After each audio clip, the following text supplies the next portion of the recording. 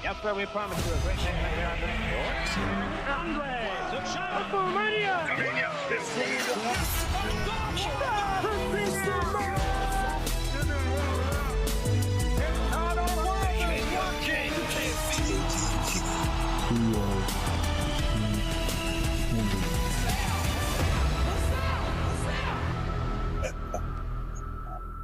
Pokemon, and then that's the only time we deal with normal. All right. Third time's a charm. Third time's a charm. Let's run it back. Run it back. Oh yeah, we gotta do like the let's run it back. Run it back. All right. Now that y'all can hear me, the 9-5ing, high flying, champion slaying, no delaying, human highlight reel of the mouth universe. What's good, everybody? My name is JelaniHendrix. What's popping? I'm not gonna lie to y'all. I'm excited to be on this wrestling podcast. This is my first wrestling podcast talking about wrestling. You feel me? Kind of like Kenny was saying, I've only been into pro wrestling since December 2023. I can pinpoint it because one of my homegirls, shout out to Amethyst, really wanted to watch the 2024 Royal Rumble that was coming up, and she was supposed to go. She wasn't able to go, and then I was like, you know what? I got you. I'll lock in with you. I'll get everybody in Discord. We'll watch it together. So we started watching around that time, and then I just never looked back. Not gonna lie to you. So I've been pretty heavy into it. Shout out to my wrestling OGs like Blue Satire and Amethyst and Koberg and everybody that helped me do my homework. Whenever I had a question, I'm like, why is this important? Why should I care about these people? You know what I mean? I hit them up on the side and they let me know. You know what I mean? Right. So, you know, I've been trying to do my best to like get into everything and really lock in. It's been a 1.5 year long hyperfixation that's just not going to quit anytime soon. So I'm glad that y'all think I'm a good enough fan and expert to be on this podcast, because I know a lot of y'all been in it since Jump Street. You feel me? So, you know, I'm trying my best. We don't have any qualifications for. I have no qualifications. I'm glad. Yeah, I that's like one of the things I was a little self-conscious about getting into wrestling originally, because it was just like there's just so many years of history.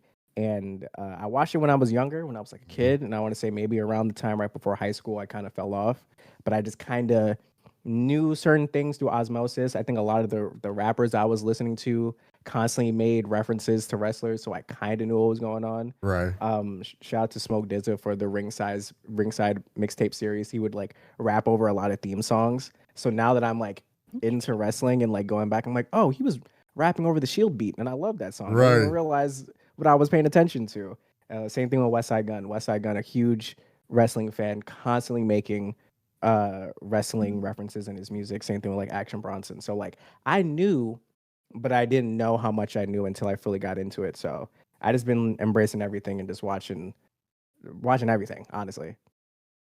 All right. Well, we definitely appreciate that. Like I said, appreciate the follow.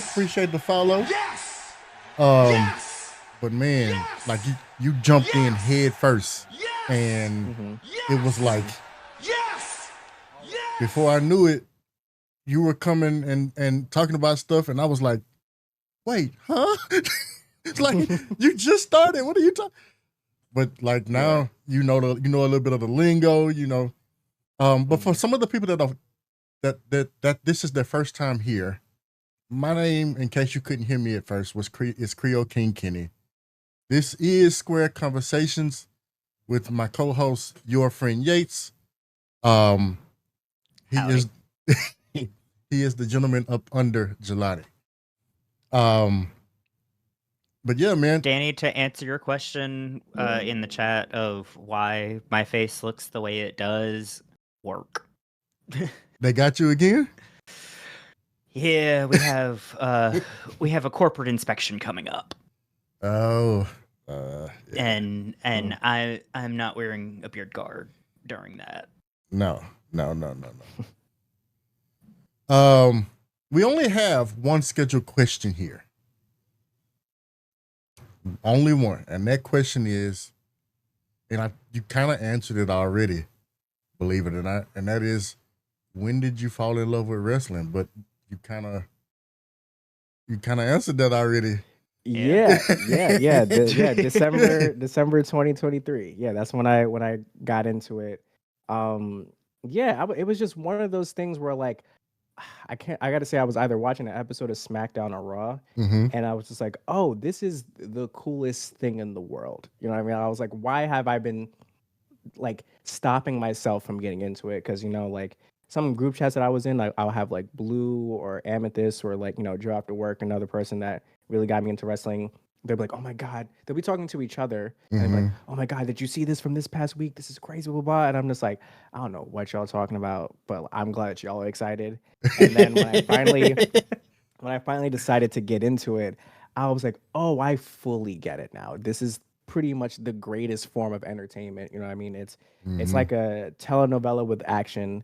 And as a person who grew up watching like, like network television, so like, for those who are familiar, like a UPN or like a Fox or like, WB, like network television is very like campy. So Right. that aspect of it I already enjoyed. And then I mean I'm a big fan of anime and action movies. So like you're gonna add those type of that rom-com cheesiness with Power Rangers like action. I like that's my shit. Like it was really, really good. So when I finally got into it, it was and we could probably get into it later, but like I think the moment I saw Seth Rollins and I was like, oh, this is my favorite person in the world because he is just in the craziest flyest clothes and there's fire and people are singing his song and everything. I was like, oh, I think I love this. So yeah, I was hooked immediately. I think around the time I was getting into it, uh, they were just cooking so consistently, and I was like, this is great. I think, and I think I said this to you before. You would really like. You would probably love actually. Um. Uh, that if I wasn't trying to say it, I. um. I was gonna say because I know you usually try to get everybody into Lucha Underground That to yes. like That go back that and rewatch Lucha that Underground. that that Yes. Lucha I'm very aware of like Lucha Underground is Lucha like Underground the shit. because of the aspects of wrestling that you like, Hmm. you would probably think that Lucha Underground was the best shit ever. Yeah, I know. I've talked about this a lot with Joe After Work because he was super into Lucha Underground, and I can find it on the internet through very legal means. If anybody's listening, the feds. But yeah, I definitely want to like do my due diligence and like go back and just like watch it because I remember seeing commercials for it when it first aired. Mm-hmm. And I just never got a chance to really like lock in because at the time I was just into a whole bunch of other things.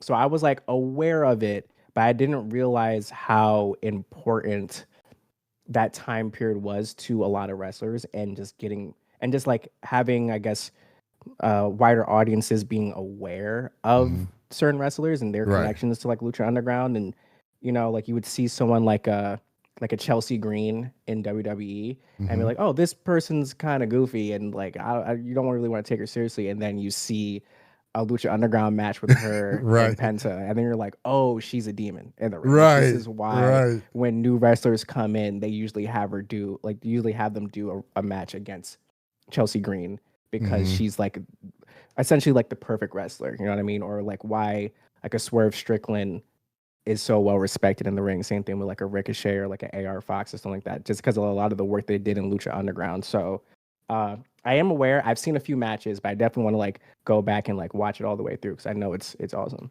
So I may or may not own them all. Interesting. Okay. Okay. So we may or may not be able to accommodate that request in the Discord one day. That would be amazing. I can't wait. Yeah. Yeah. So yeah, man. I just need to know. I just need to know what time. Yeah. Yeah. Just let me. I will pull If up. I'll pull up. look, if I'm awake, You're right. because Right. I am That's always Mhm. always sleeping. that is true. That is true. Even when Yates is in the Discord, I'm He's- probably already asleep. right? And then I've joined and then I've fallen asleep. then he'll wake up and say, "Yeah, good night." But yeah, man. You were alluding to something during your stream Mm-hmm.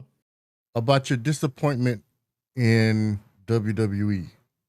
And we can fully go down this path because Mm-hmm.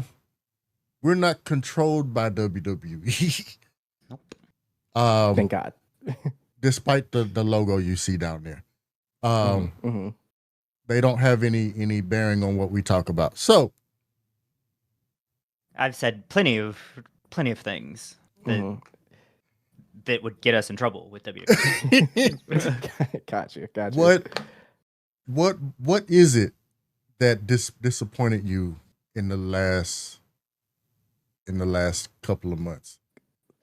I've been so like I said, I've talked about this a little bit in my own stream, but I am very grateful that I had friends that were into different promotions and not just WWE. WWE is definitely the gateway that got me into pro wrestling, but like my homie Joe, my Joe was into AEW at the time. Blue and Kim were into WWE at the time. I started following a whole bunch of different wrestling mixtapes accounts. So I was seeing stuff from like GCW and all the other different promotions. So I'm not a tribalistic fan.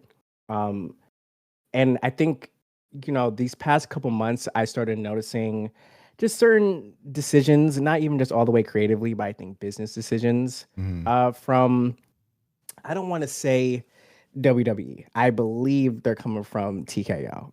It definitely seems like a lot of the decisions that they're making lately are very money driven. Yes. And that is disheartening, because I feel like I feel like WWE is very good at making a dumbass decision that everybody's like, oh, how could you do this? Like bringing back Brock Lesnar or having certain pay-per-view events in Saudi Arabia or just other just really random like creative things, and then they'll have a really big banger match. Like, hey, look, guys, we're listening. Like distraction, this is awesome, right? We gave this person the belt or we gave this person a banger, but then like they'll do some other stuff, and it's like, all right, no, why is Triple H standing next to Donald Trump? You know what I mean? Like, what are we doing here?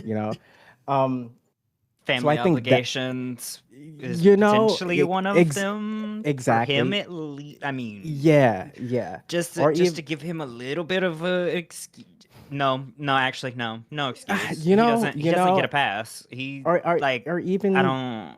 exactly, or even like recently, Bianca Belair was, doing her thing, being the proper, Hmm. spokeswoman for the brand, and she was talking about her excitement for having WrestleMania in 2027 being in Saudi Arabia, and I'm just like, yeah, and you're choosing her because you know that she's pretty much the female Cody Rhodes. She's gonna forever be over. You know what I Right. mean? She is like the perfect representation of the brand. She's Hmm. also a woman. You know what I mean? So it's like, hey, look, a black woman that's also well respected, and she's over, and she's a multiple times champion, and you know what I mean? So And she's a I do draw think there.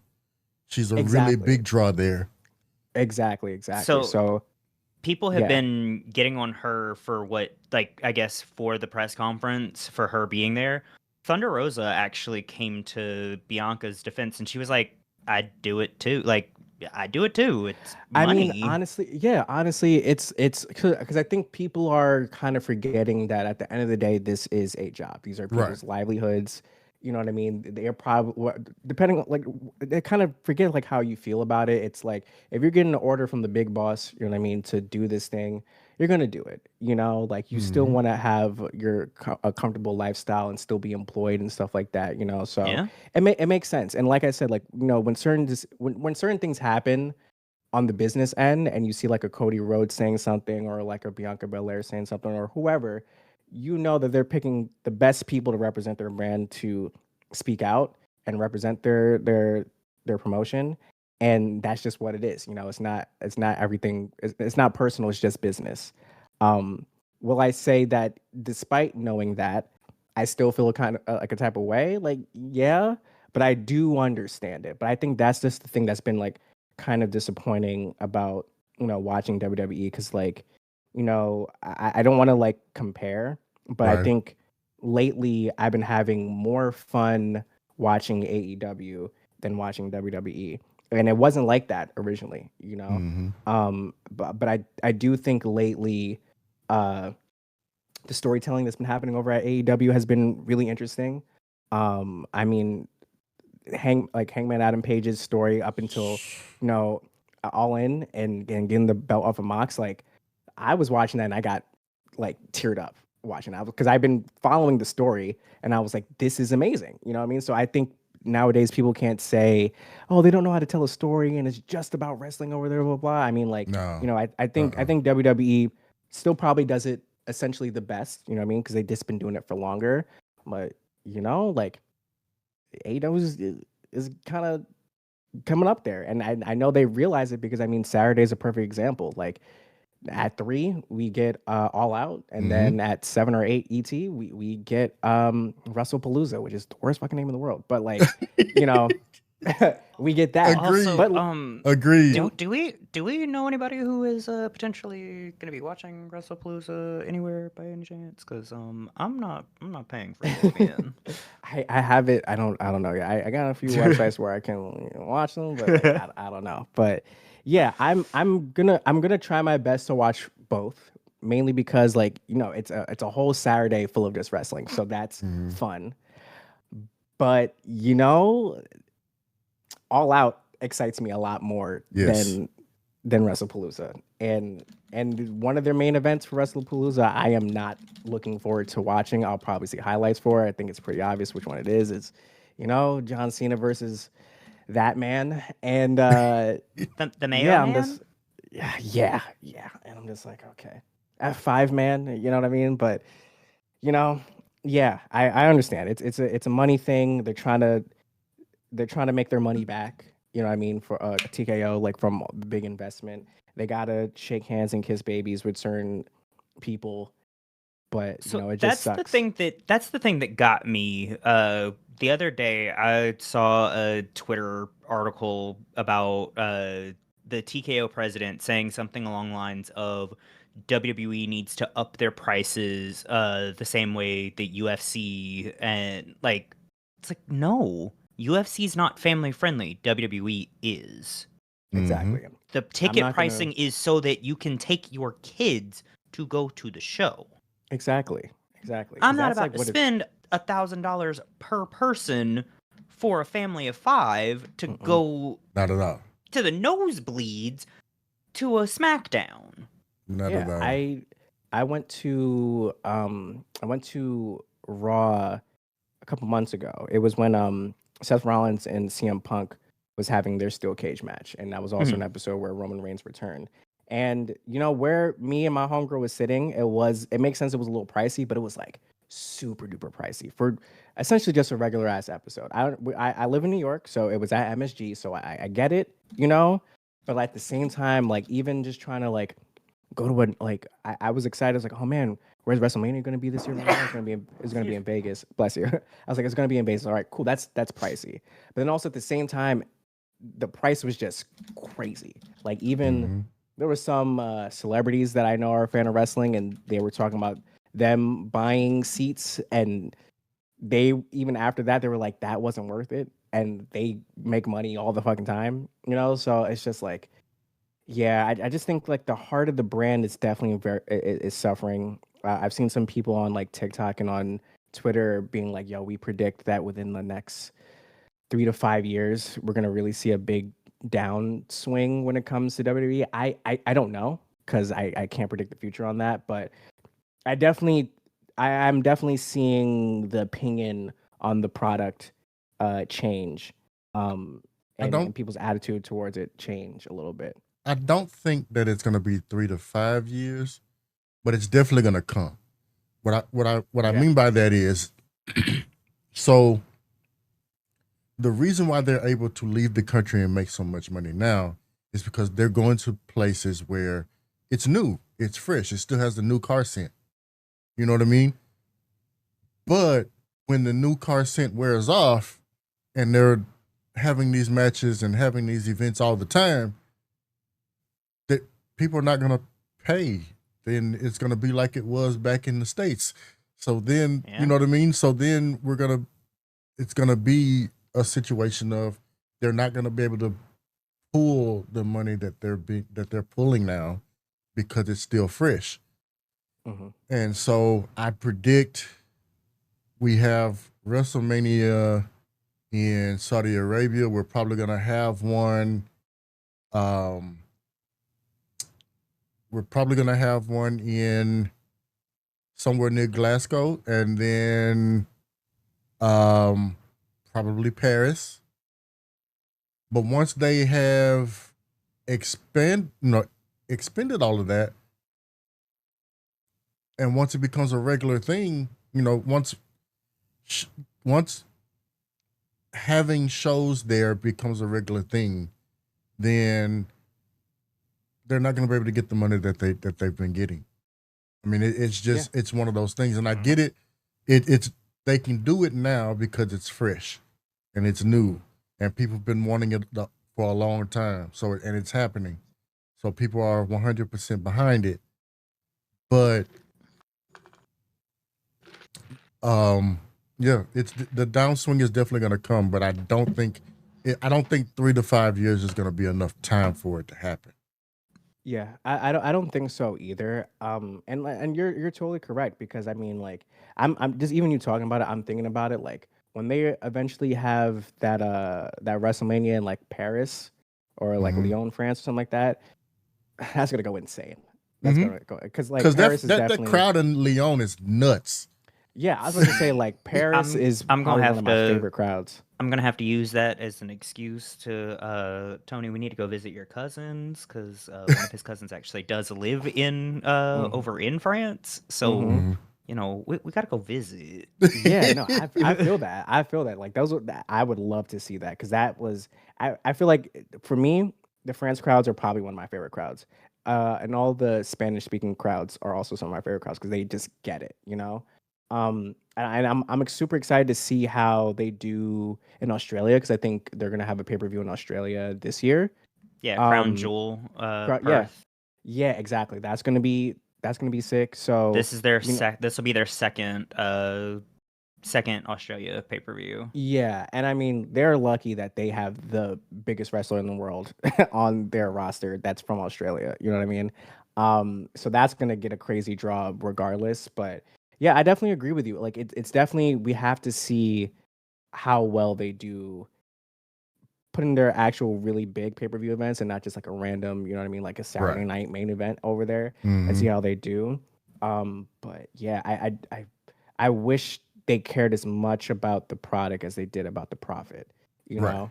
And people can only tolerate so much, you know, Because especially when you have other promotions having more affordable tickets and more people are trying to like, all right, well, compared to spending this amount of money on this promotion, you know, I can pay a fraction of that and still see some of the best wrestlers in the world do their thing. And, you know, yeah, yeah.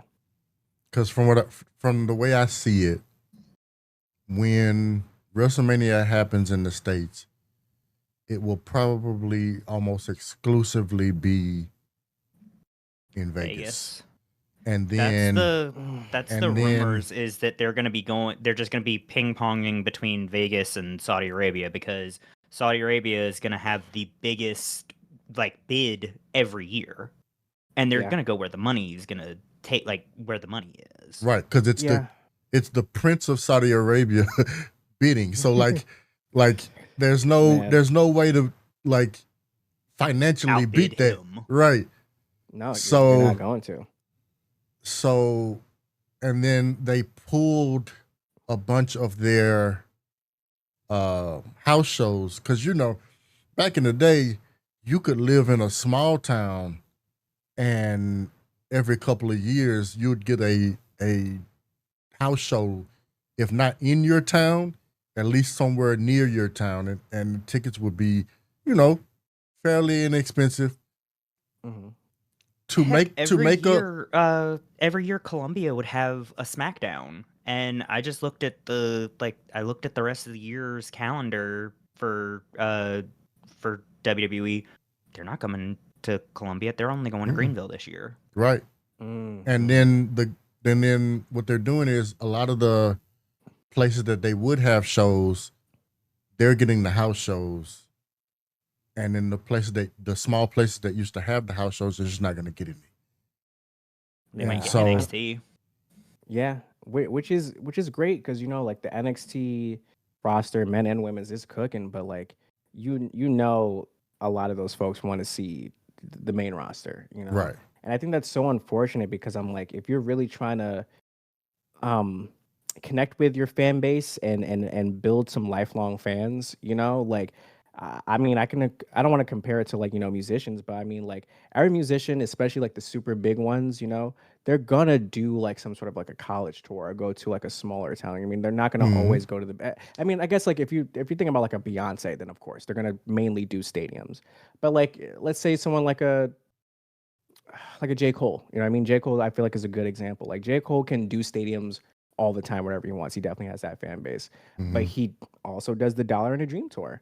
And he goes to smaller, cities and goes to colleges and make the prices more affordable so people can see their favorite artists and their favorite openers, And Right. because like you want to keep that fan base that built you up and made you the star of the company that you are right now, And I think that's a mindset, WWE should still have, because I feel like a lot of fans have been fans for a long time and a lot of newer fans crave that, Right. And like if you think about this, like the average working class person, I don't even want to say American, but I'm like, you are working your ass off to afford the tickets to see your favorite thing in the world, and even if you take a long time to save up, like you don't want to have to spend like all your bread just to go to a show, 'cause Absolutely. yeah, I mean, I don't know. I mean, for me, like, I'm glad I can go to like some indie shows out here. Like, shout out to House of Glory Wrestling. Like, usually whenever like HOG has a event out here, I can take a nice little $2 train ride to Queens and pull up, and I can spend $30, and I'm right on. I'm like damn near on the apron, Right. And that's dope because there's like the smaller local wrestlers, and then you'll get like I saw Mercedes Moné at a House of Glory show, so you get that type of like mix of people. So yeah, I think it would behoove them to cater to a more working class fan, because I think those are the ones that are driving the clicks and buying the merch and wanting to show up, and I think that fan base is really important compared to an oligarch. And that's or and, a and that's where TKO, take notes.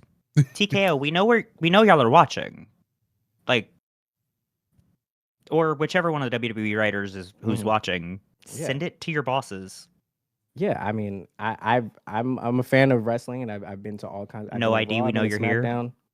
I've been to Wrong. I've been to Raw. I've been to SmackDown. I've been to HOG shows and random stuff. Like I've seen it all, the indies and the mainstream, and I feel like even though I enjoyed everything I've watched, like right now I will go to an indie show over a Raw. You know what I mean? That's Right. like happening in my city. Just because like I can watch for free on my television as opposed to like shelling out most of my funds just to be in the nosebleeds. So facts. yeah. And I think that's where AEW wins. AEW, Ring of Honor, New Japan, whenever they come. Because I don't even think New Japan did their stateside show this year. I would love to see some But Japanese wrestling. Like, listen, that'd be so hey, sick. look, I went, Man. bro.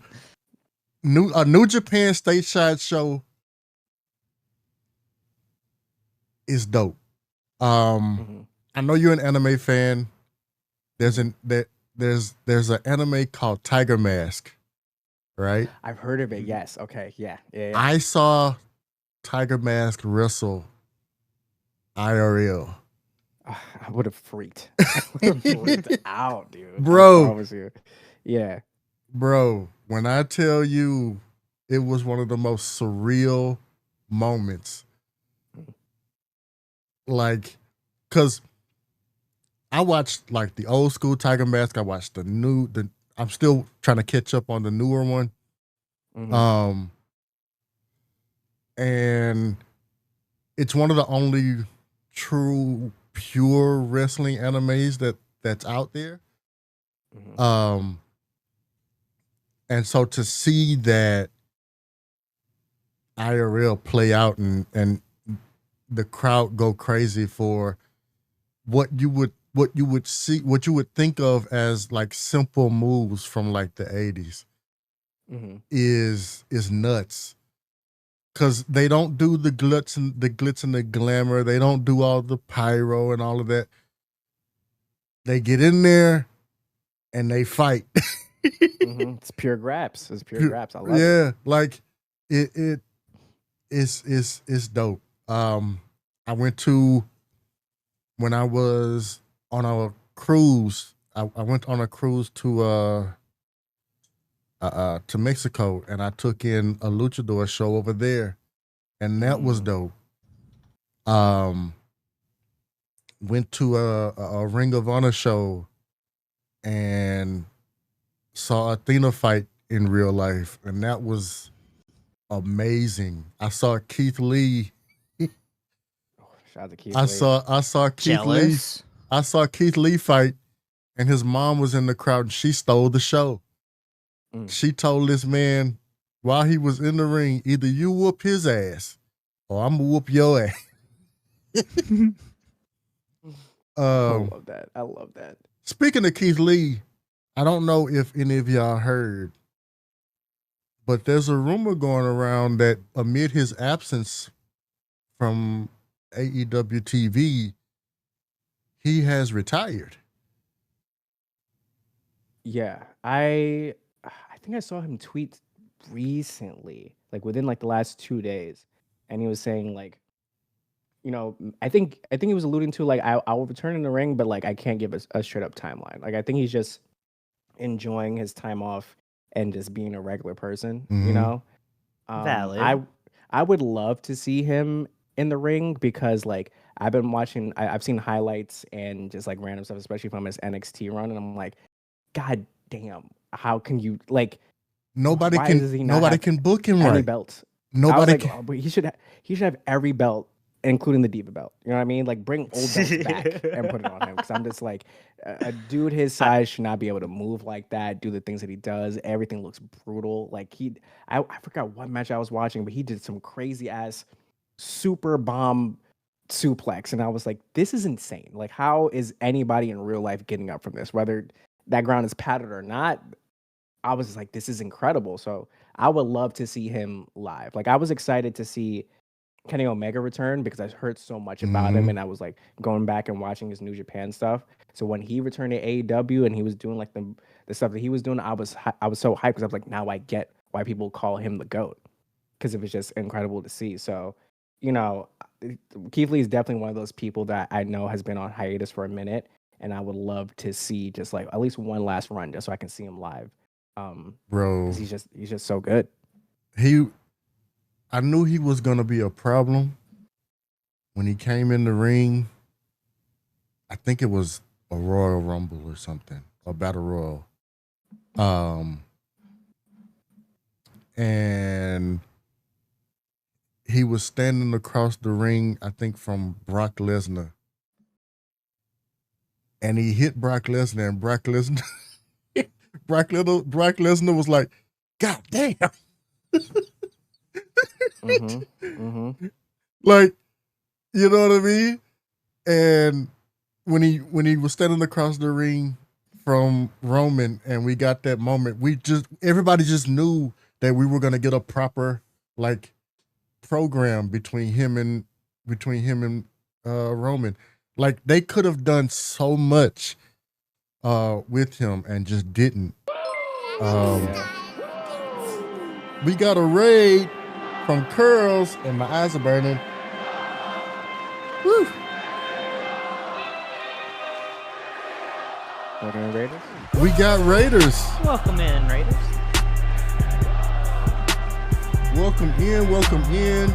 Curls, how you doing?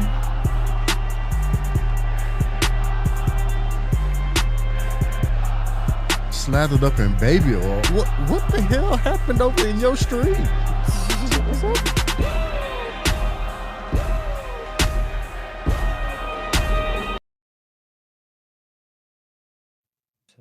Slip and slide.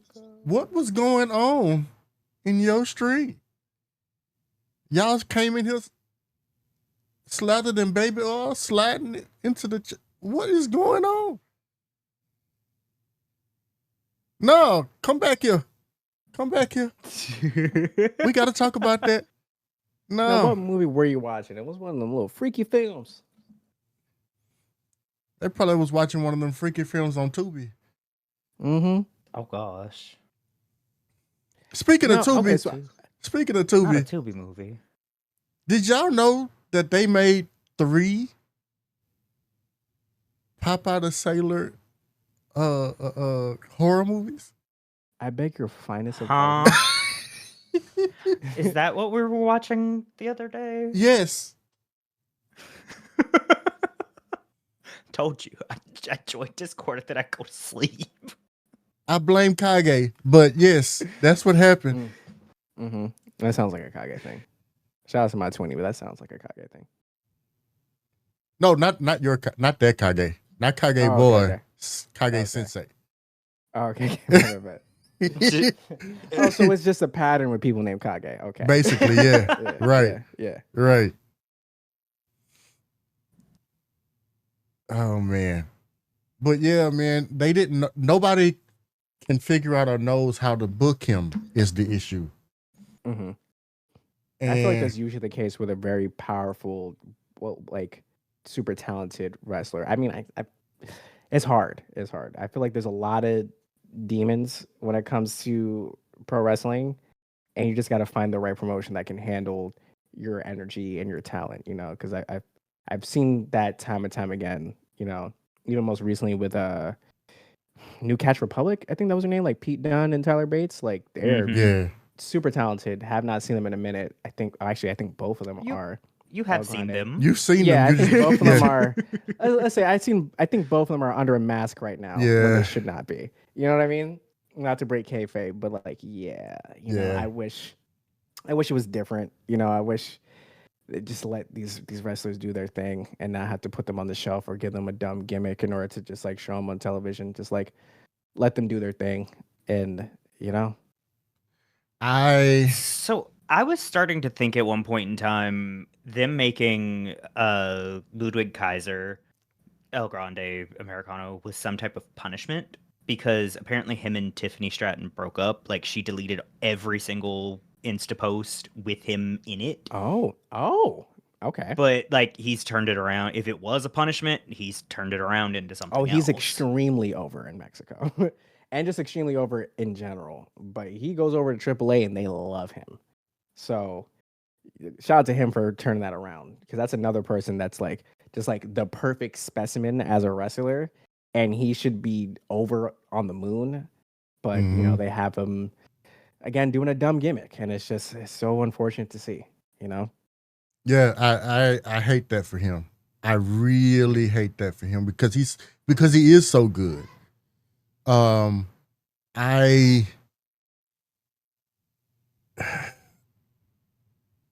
Pete Dunne is another one. Like, but I get it. Not everybody can't get the rocket, right? But Jesus, like, Yeah. But also, where are the tag teams on Monday Night Raw? Man, don't even get me started, bro. Like, It's just they took a tag team, put masks on them for them to do the point thing for the meme. it stresses me out. The tag team division stresses me out. I love the what fact that I get at least what tag team division? That there is no. It's Judgment Day. What tag team division? We got a Which tag team hurts- division. it hurts my soul. It hurts my soul. Where bro. are the Viking Raiders? Where's New Catch Republic? New Day. I mean Kofi. I mean Woods is out right now because of the neck thing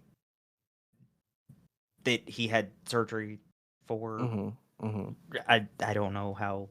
Like that image that he posted, that was a large something. It was creepy. I don't know why he would post that. Yeah, But like, I don't know. what other tag teams do they have? On Raw, I don't know. SmackDown, they're stacked. It seems like, but you know, And it used Raw, to be there's the opposite. That SmackDown was always the one that got the short end of the stick. mhm. I think Yeah, it it's might a have weird thing. something to do with the two different deals. And Is it the USA Network deal versus the Netflix deal? probably Or... and them wanting certain wrestlers on certain programming. And Okay. I mean, that's the only thing that really makes sense to me. Yeah. Otherwise, I would just have to say they all just back in the back smoking crack. Because I was about to say, because they have Seth, Becky, Punk, like AJ all on every single show now. Yeah. It doesn't really matter what's gonna air. You're most They likely got gonna Cena see. on every show. They've Yeah. got Roman showing up to whatever show he wants to show up to. Mm-hmm.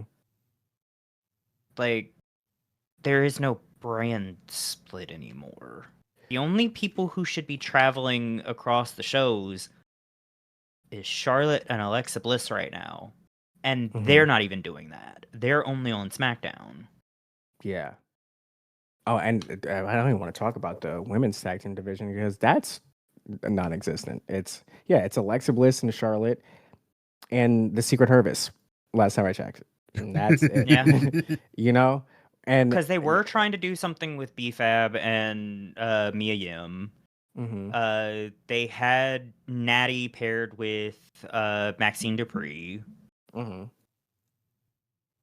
I mean, Judgment now, Day. and now they have the Kabuki Warriors. they have Julia and Kiana James now, or unless they're on Yeah. SmackDown. But like, They're on SmackDown. okay, But but like, it's just, that's I'm just listing off all the tag teams in general for the women's Yeah. division, which they don't have very many. man, they had an opportunity to really have a let's see. strong tag team Fatal division. Influence in NXT.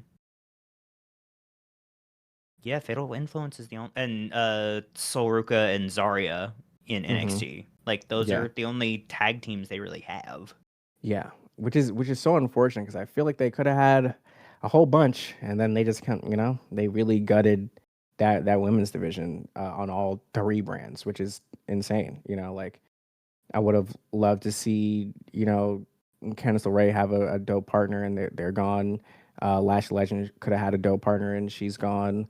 Yeah. Roxanne Perez could have had a dope partner, and she's gone. You know what I mean? It's like a whole bunch of people that like already was established at having good partners. Shout out to Mara Sade and Cora Jade and everybody, but it's just like it just makes no sense to me. And Heck, and they I got get rid it. of a legitimate tag team with Casey Catanzaro and Caden Carter. Like, Yeah, the and the now last Caden homegrown. Carter's now with Ring of Honor.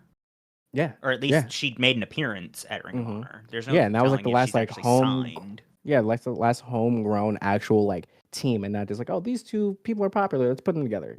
So right. that's really disheartening. Like I wish there was a better tag team division all around, but like especially in the women's division, like it just makes no sense to me.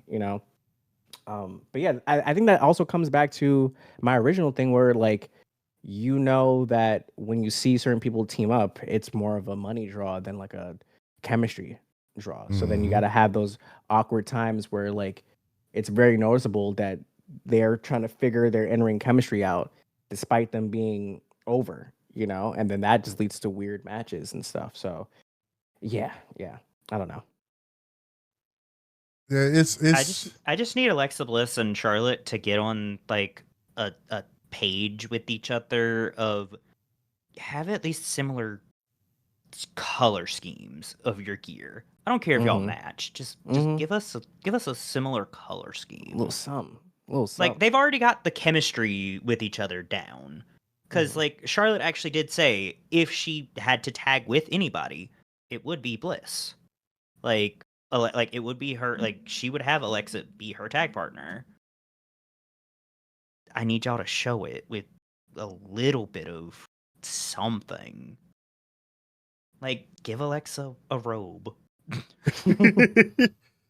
Give Alexa Alexa a robe, but make it fiendish. Like make it all black with like her leather jacket style, Mm-hmm.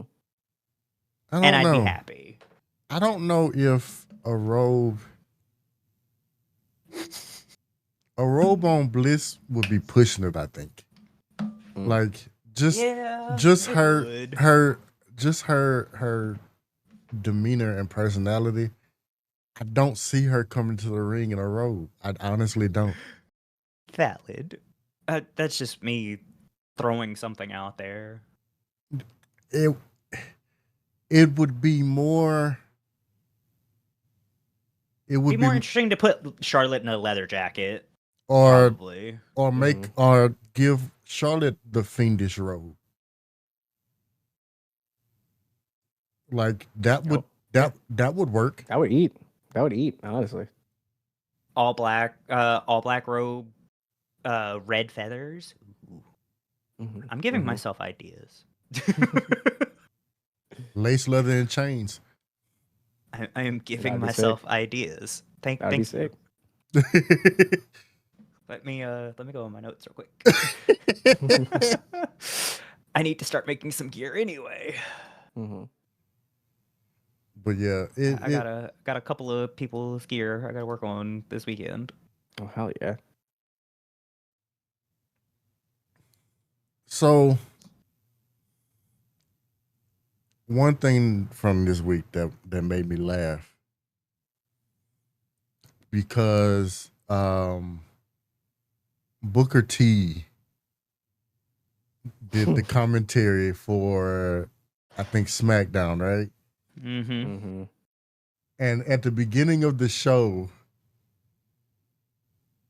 I forget the guy's name, the co-host for that show.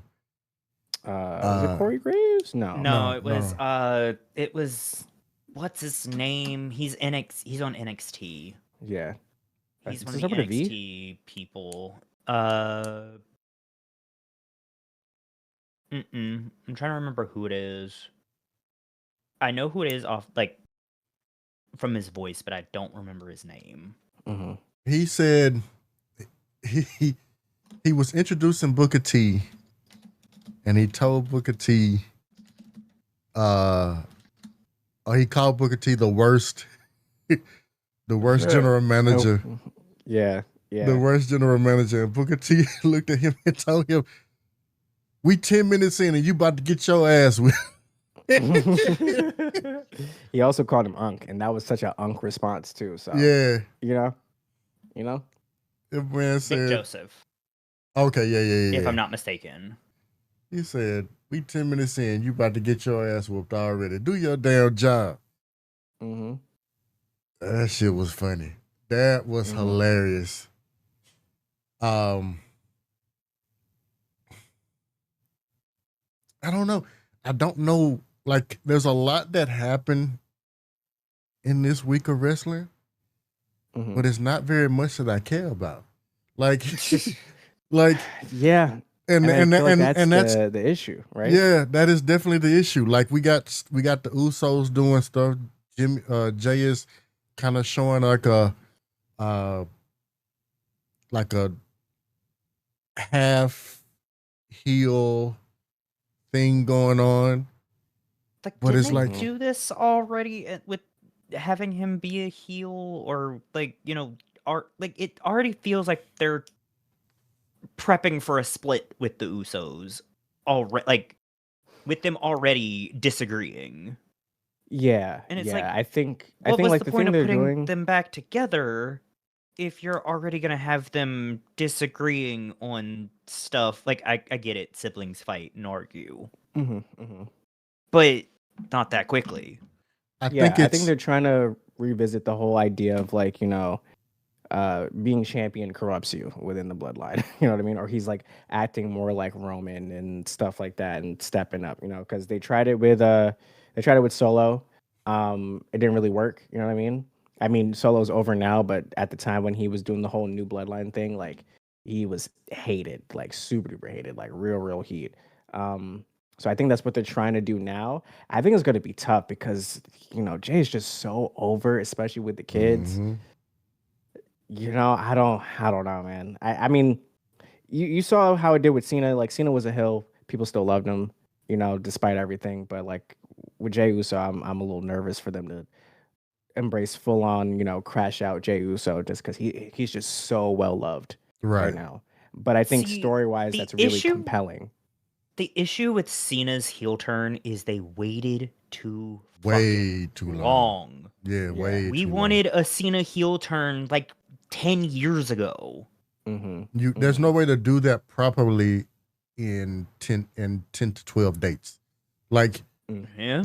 it's just it's all gonna be rushed, which it felt like it was. You know what I mean? Like it came out of nowhere and it was just Like stupid. an RKO. Mute me. This I deserve it. I deserve it. This might be Yates's last episode, let me tell you.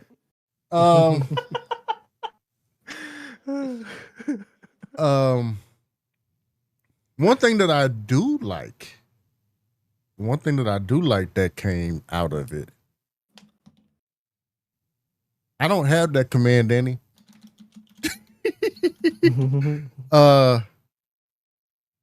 One thing that I do like is the Bailey of it all. Yeah. This direction that Bailey's going, where you got like half hugger Bailey, half heel Bailey, half like that shit. I absolutely loved it. Thank God, because the way I was so bored every single time I saw Bailey is nasty in the ring, right? And around the time I first got into wrestling was during the time that she was splitting off from Damage Control and becoming, women's world champion. So I was already on board. And then she just got so boring. And I was like, every single time that she popped up on my screen, I groaned. Up until recently, where they actually are giving her a interesting character and an interesting story. And I'm like, okay, cool. Like, like now the in-ring talent that everybody knows that she has is matching with the out-of-ring talent that she has. And I'm not like bored, like seeing her. Like she's another one of those wrestlers that you're going to get a guaranteed banger out of. Right. And she's definitely one of those like workhorse wrestlers. But I think the big thing that I think a lot of people need to remember, especially when you're watching like, I guess WWE style of wrestling, I should say, is that like in-ring and character work is needs to work in tandem and needs to be interesting, and like the story needs to be interesting for me to like care, because like I mean, like I said, Bailey's a perfect example. Like when I first got into wrestling, she was on fire, and I love seeing her win that championship, and I love seeing the split between Damage Control and that whole storyline. And then after that, I was just like, I don't care anymore. And I just kind of just want to see Io. And, I just wanted to see Dakota. You know what I mean? Like, and I wish they did more with her, but that's another story. But yeah, I'm glad that she has this version of her. I'm glad that they're giving her a chance to really, like act and be interesting. I'm glad that, like before I was thinking like, damn, this Lyra Bailey feud is really running its course and I don't care, but like now I do, even like, watching the highlights from this past week, like Lyra has been on point on camera, and I actually care about what Lyra does. Another person that you're definitely going to get a guaranteed banger out of. Like, okay, Bird Lady, give me more. Right. So, Right. Yeah. So I think like her I facial want her to give expressions us and stuff. more with her promos. Yeah, and I'm glad that she started out being under someone like Becky and Bailey, but especially Becky, because Becky's so lethal on the mic and she's great, So like, I'm glad that she got that chance to learn under them because they're both vicious on the mic, both Bailey and Becky. So you're seeing the growth now with Lyra.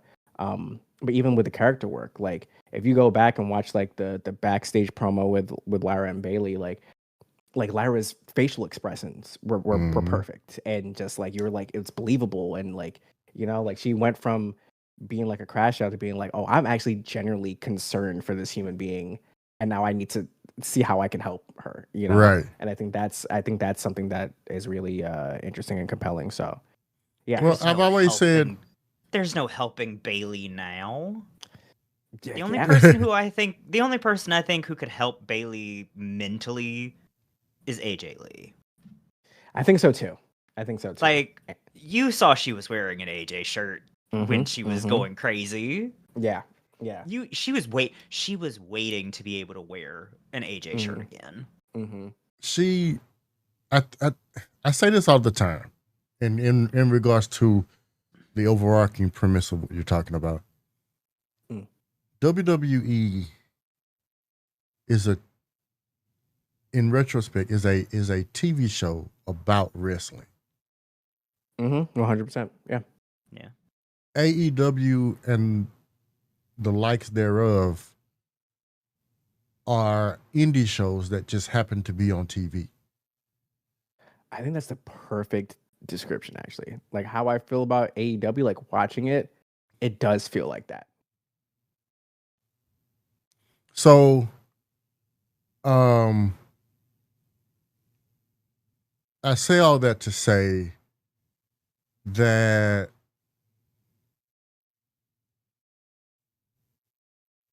when talking about WWE, that's why it has to be so on point when it comes to the character development and having the in-ring work match the character, and both the in-ring and mic skills have to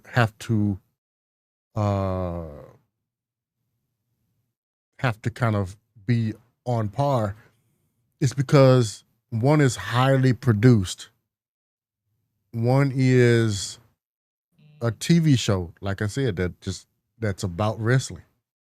And all of that matters, where you could kind of get away with that in AEW. Perfect example. And I don't mean to call my boy out, but Ricochet. Ricochet is not as good on the mic as he thinks he is. But it doesn't matter. I will say he's better now. Yes. Yes. But he can get away with it because of what AEW is. Even as better as he is now, it's not WWE good yet. Yeah. Yeah. Like, they would still not give him a shot. They would still not, you know what I mean? Because he's just not there. Yeah. If he was still on the WWE roster, he would be in Intercontinental Champion, USA Champion territory still, and probably until he retired if he stayed there, as opposed to AEW, where I feel like at a certain point I can really see them giving him a world championship at a certain point, you know? So yeah. Man, shout out to Ricochet. I'm going back and doing more history on him, and recently they showed some highlights from the Will Ospreay versus Ricochet match that like revolutionized everything. And I'm like, God damn, he is influential. Yeah. As fuck. And he, as annoying as he is as a troll online, he can 100,000% talk his shit and back it up, because he is still operating on that level as he was 10, 15 years ago. And I'm so glad that he's gotten more comfortable on the mic and also found a way to be comedic and annoying and believable, because like I'm watching his promos now, and I'm glad he has like his whole little faction with him too over at AEW, and like him doing the Jada Kiss laugh and just being a troll, I think is perfect for him, you know, because like you're just like, you love to hate that guy, but then like he hops in the ring and he has no weak matches over at AEW, you know what I mean? Like it's great seeing. But he didn't have weak matches in WWE. That's true too. That's true too. His matches were never the issue. Yeah, his mic skills. Yeah, I don't know what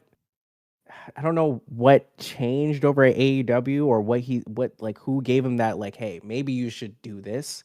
Maybe it was Swerve. Maybe it was Mark Briscoe, maybe whoever it was, but whoever told him like, hey, just kind of embrace that more trolly side and just go from It's a there. possibility that it's because it's not as heavily scripted. Yeah, Like, you know what? You're right. Yeah, yeah. WWE has a full team of writers, none of which have ever been wrestlers. Yeah. Yeah. Which that is a major issue in WWE as far as their script writers. None of them have any type of in-ring experience. Yeah. So they have TV experience. They need to have former wrestlers in the writers' room to help write those scripts. Yeah, I definitely think so too. Which is crazy that they haven't have a comedy writer, have a soap opera, like somebody from a soap opera, have somebody with wrestling knowledge, all in the writers' room together. Right. Yeah. And you should be that should be enough, maybe get somebody who has some experience with horror. Yeah. Yeah. Yeah. Supernatural, sci-fi, like there are a bunch of different genres that you need to have somebody who's versed in each one of them to be able to pull from. I agree. Instead of just having a soap opera writer or somebody who's written on comedies, or just having Triple or H. a general writer. Yeah, you know what I mean? Or just having like someone like Triple H who's, career has built around him being dominant for most of his career. So like he only really knows how to. Yeah, I don't know. I definitely agree. Yeah, they just need more, I guess, diversity in that writers' room, because I've seen some clips and stuff from like Unreal, and it's just a bunch of guys that they need more they need more diversity in general, not just the diversity of different genres of writing. They need a bigger pool of writers. Yeah, I don't think know. the only person that's in the writers' room. I haven't seen much of Unreal, but do they have any women in the writing room? Blue DEI is crazy. In my pro wrestling, absolutely not. Are you kidding me? Ridiculous. But no, I think the only. Sorry, I said the bad word. Diversity? I'm gonna get us canceled now. I think the only pro wrestler that's in the writing room right now is Michael Hayes. And to be perfectly honest, he's not who I would think. He's not who I would think about when I'm looking for stories that work. Because yes, he was one part of a historic tag team or an historic faction. But for people that watched back then, name a dope storyline that they were a part of.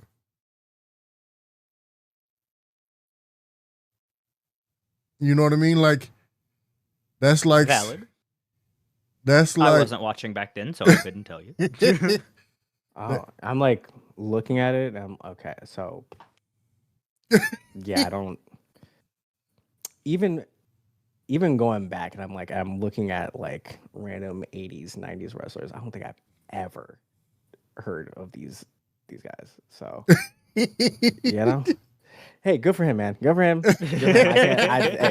I just got here. But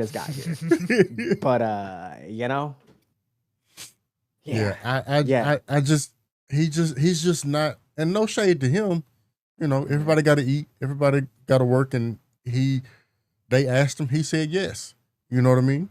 I would have done the same thing. But at the same time, he's just not who I would go to for storylines.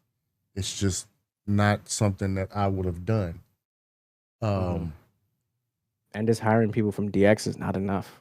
No, Even not though at I all. love HBK, and he's in my mind never wrong. The Me and DX HBK is got currently the same Instagram For You page. DX is currently on this, basically running WWE now. You got Triple H, who is who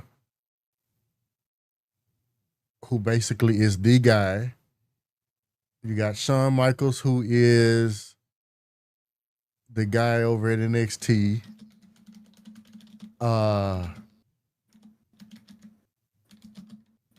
X-Pac is I think it's like doing LFG. a lead producer for like LFG or something like that.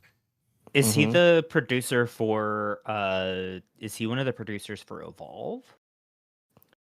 I gotta check. I saw somebody tweet about it recently, talking about how DX runs WWE, and they broke it all down.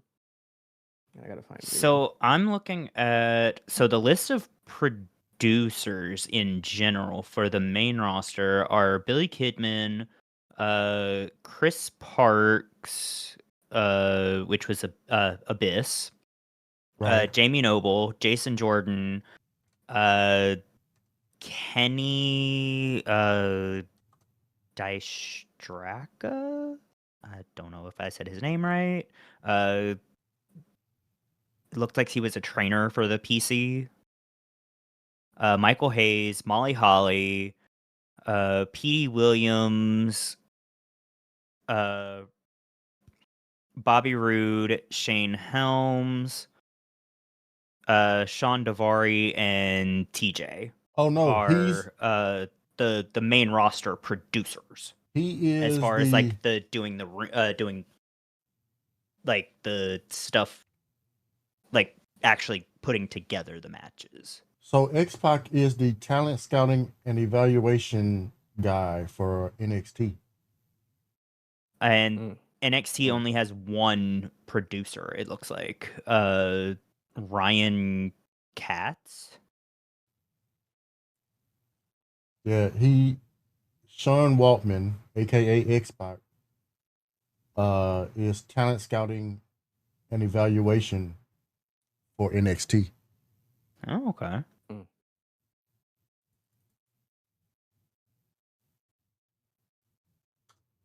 That's crazy. Like they are running the circus. Yeah. Because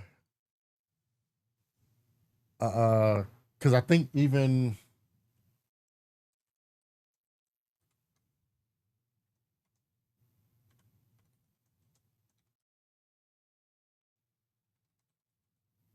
So the wild thing is, apparently Jason Jordan is the lead producer. Like as far as the main roster goes, according to Wikipedia. and Jesse James, aka Road Dogg, is the senior vice president of live events. Yeah. Yeah. Like And I think another one of them is the head coach for WWE ID. yeah, who is that? I can't remember who that is. I found the tweet, so like I can send y'all the tweet and then y'all can see, because I can't put a name to the face. Go ahead. Also, if we need to blame anybody for the stuff going on with Raw, I blame Drake Maverick. He's one of the writers, and I will always blame Drake Maverick. I know we can thank Michael Hayes for the Jey Uso run. Because he publicly came out and said it, and nobody was messing with that. Spartan, happy birthday, Sparty. That was good. Sparty. But yeah, That birthday.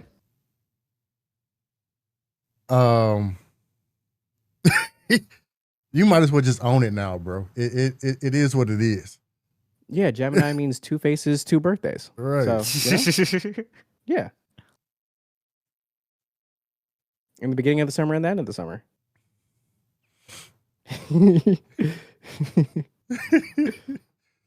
But yeah, man. I don't know. In thinking about like WrestlePalooza, there is the only match I care about is the AJ only because I want to see AJ Lee wrestle again. Yeah. Like, and that's no, honestly, dead ass. like, Because I'm just so curious as to how she's gonna be, you know. So I'm excited. I'm looking forward to that. I think she's gonna do well, but I also think and this is just something I've been thinking about and just seeing people tweet about, you know, like wrestling while she was active and also around the time that she left was, especially in the women's division, has been very different since she's been absent. You know, a lot of these young men and women don't wrestle the same. And I don't know if she did a lot of stuff on the indies or whatever, or she even kept up with, like, I mean, she obviously kept up with the fitness because, you know, them abs are incredible. crazy. Yeah, exactly. It's Jade Cargill, Bianca Belair status abs. You know what I mean? So it's not like she's not in shape, but I do think put her in a match with those two based on abs alone. Just exactly. Have an ab off. I want to see what that looks like personally. But I do for real think that it, like, that's this current era, especially with the women's roster of wrestling, is very different. Yeah. And especially now in general, we have such a I think the roster is diverse enough that there's many different styles. You know, I don't know if she wrestled a lot of luchadors or people that were over in New Japan, or you know what I mean? Like, I don't think AJ really wrestled many other styles because she was mainly with WWE, like, you know, FCW, then NXT, then the NXT game show, and then Raw and SmackDown. So I know like, after she left WWE, she basically didn't do any wrestling. She you know, she did exactly what she said she did. She went on her fitness journey, went and did therapy and wrote the book and you know, things of that nature. It wasn't so much of a you know, popping up at Go somewhere else. Yeah. Like everybody else who leaves the company, they end up going and, you know, wrestling the indies or going to another company. Right. Man, so I am excited to see how she does against a Becky Lynch who has gone up against an Asuka and a EO and all a Rhea Ripley. You know what I mean? Like all these different people that have all these.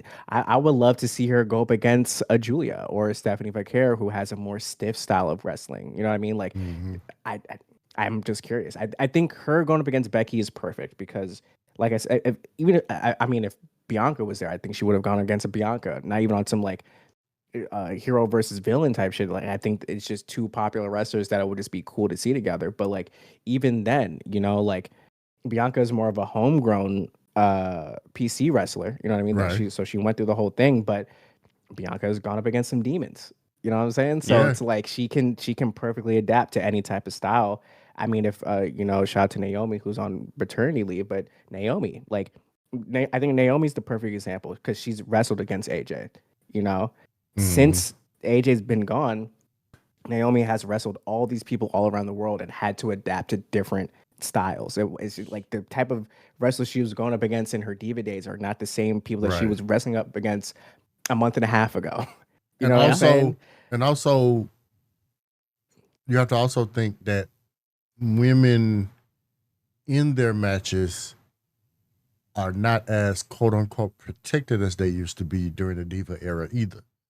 Like these women get out there and they're allowed to do the things that they wanted to do. Right. Like like they wanted to do the things that they're getting to do now. They were told no. You're not they're allowed out to there be that getting athletic. they're out there getting busted open and going the hard way now. Like, Yeah. and so I'm excited. I'm glad that it seems like her deal is a multi-year deal. So I need to see her run that whole entire gamut. You know what I mean? I need to have her go up against Chelsea Green, Julia, Stephanie Vercare. When Naomi eventually comes back, have her go against Naomi. I love to see Rhea. I need her go up against when Jordan Grace gets called up, have her go up against Jordan that's Grace. gonna be crazy. Yeah. You know what I'm saying? That's I gonna be would crazy. love to see it. So I mean, I'm even thinking of just like the NXT women that are going crazy right Heck, now. I feel like AJ would willingly go to NXT to face some of them. Word. Same. Like she went to NXT as the Divas champion back in the day. Mhm. Like yeah, I know she wouldn't mind going to NXT yeah. I just want to see how she does to wrestle and to tune up and stuff like that. Yeah, because I mean, even most recently, I was watching the highlights right before this. Like, she got hit with a crazy choke slam from Becky, and I'm just like, dang, when was the last time? Yeah, was Nikki Bella doing that on her? You know what I mean? No, like I was no. like.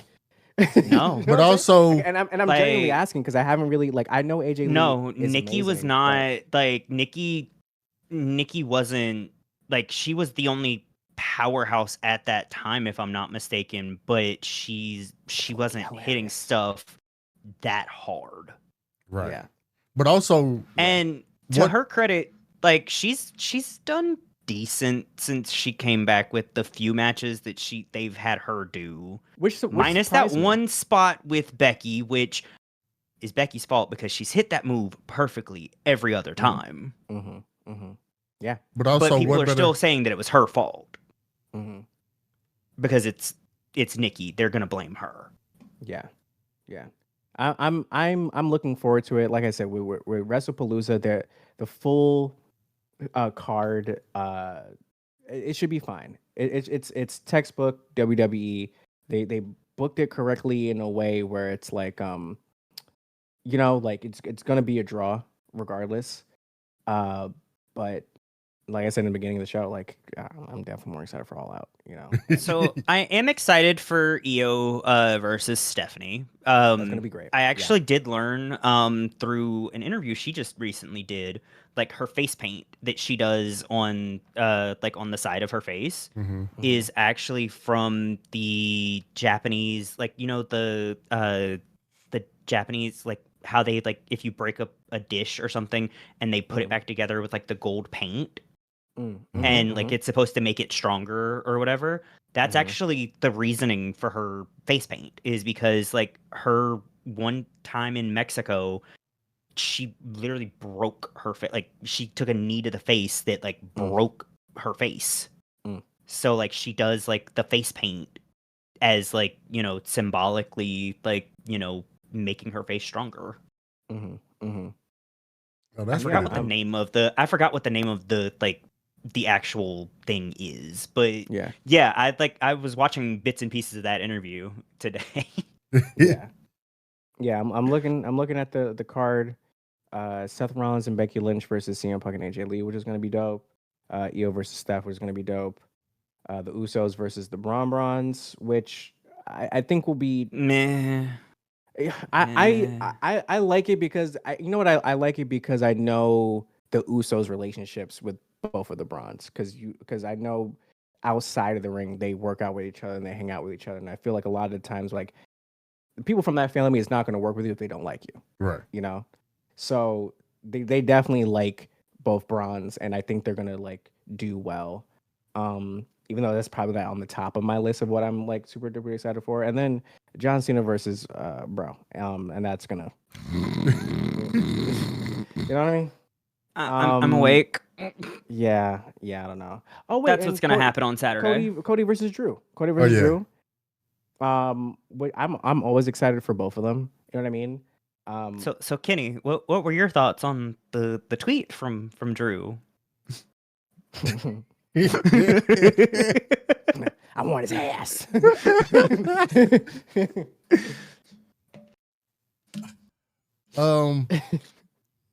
I was just waiting for the right time to ask.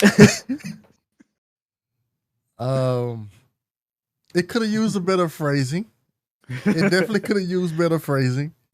I think it was He perfect. phrased it perfectly. That As a man, straight man, I love how gay wrestling is. It is my And favorite. there are so many edits already on TikTok of the tweet with just shots of Cody's ass. Like people Cody's are caked up. running with it. I man- can't deny it. Cody's caked up. So I love it. Drew knows exactly what he's doing. yeah. And you know, Drew I'm has on board. always been a menace. Always and forever. One of the best heels in the business. It's When he was hilarious, and feuding- I'm looking for that. When he was feuding with CM Punk, riding through the parking lot, bumping "Not Like Us," bro. Like He just gets it. He just heelish gets it. behavior. He just gets it. Like him, Dom, Seth, perfect heels. You know what I mean? They just understand the game and they're having fun doing it. And you know you're gonna get a banger out of all three of them, no matter what. And the thing that I also love about Cody is that I keep on forgetting that man is a freaking maniac. There's times I see highlights from the matches he's done over the past couple of years. I'm like, oh, he's an insane person. Like you would think like, oh, he's Yes. basically, you know, Homelander, Superman or whatever, like our version of like, you know, the perfect baby face. And then he gets in that ring and just loses his mind, especially like against the proper person. You know what I mean? I would say in most recent memory, if you go back and watch him going against Kevin Owens, some of those spots, I'm like, you are insane. I bet you Like, if what Cody is wrong with Rhodes, you? if Cody Rhodes ever shaved his head, it would tell a whole story. Because the way that man's head's got to be scarred up by now. Man, like- it's just that's why I do love watching Cody Rhodes because you know against that right person, he's gonna do something insane. You're like, brother, you're 40. Please just relax. You don't have to go to the top of the cage and front flip off. It's okay. Just you know. So I mean, yeah, and I then, wish somebody would have told that to Jacob Fatu before he injured himself. Yeah, man, yeah. Because Yeah, but Buddy will do moonsaults off the top of the cage and be like, let's do it again. yeah. Nope. When I talk about my favorite demon for real in that ring, the Simone Werewolf, Jacob Fatu. Absolutely Bro. love and adore that man. He is crazy and Bay Area to the core, and let him do whatever. And the I tell frick he people all the wants. time, like, what y'all see in WWE is a fraction of what he was doing Brother, in the I Indies. watched. Because I watched. and his he was indie shit. doing that. He was doing that almost 50 pounds heavier. Like, Mhm. like, bro, he's a monster. him and Javon Evans are the two wrestlers that I got put on early enough, right before they signed to WWE. So I saw a lot of I was familiar with them because of their indie work. Mm-hmm. And it makes me so happy seeing them getting the rocket strapped onto them, because I was like, oh, I watched Javon and DPW. I watched, you know, Jacob Fatu on the indies going up against like, you know, Hammerstone and everybody. Like I understand how crazy they are. Yeah. And I'm glad that they're getting the chance to shine and do what they got to do, because I saw them just early enough to really like see them in their, you know, in their element, and that makes me happy. Yeah. Bro. Also, the promos that Jay was cutting, I mean, not Jay, that Jacob was cutting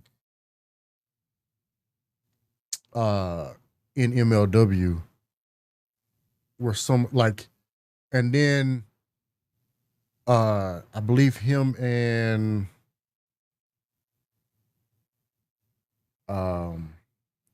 what's Buddy's name?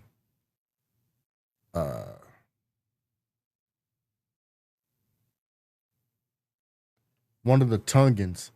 Him and one of the Tungans were like had like a storyline going on in like the house shows where they were cutting promos for house shows, and like some of the most real gritty promos you'll ever like.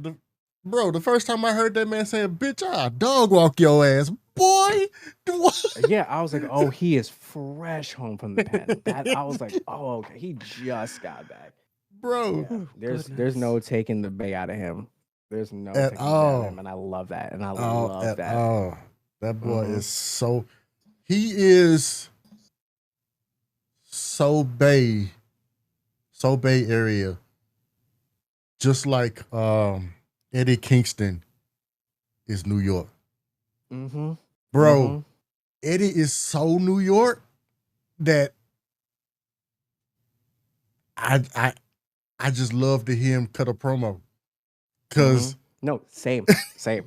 I'm glad he's back, and I'm excited to see him wrestle again because I've seen. I've been older missing matches, Eddie, and I was bro. like- I ain't gonna I hold was you. like, I love when they let the wrestlers not have to code switch. Shout out to Shaquan Sugars, who sounds like the DMV. Shout out to Javon Evans, who sounds like where he's from. You know what I Yeah. mean? Like, I love it. Let them shine because I think that's like the best way to let them connect with their fans because I feel like the viewership of all the different promotions, right, are so diverse enough that Mhm. you're gonna connect with a certain group that's always gonna ride with you, and I think that's so important. And they broke that mold of wrestlers using dated slang or dated terminology.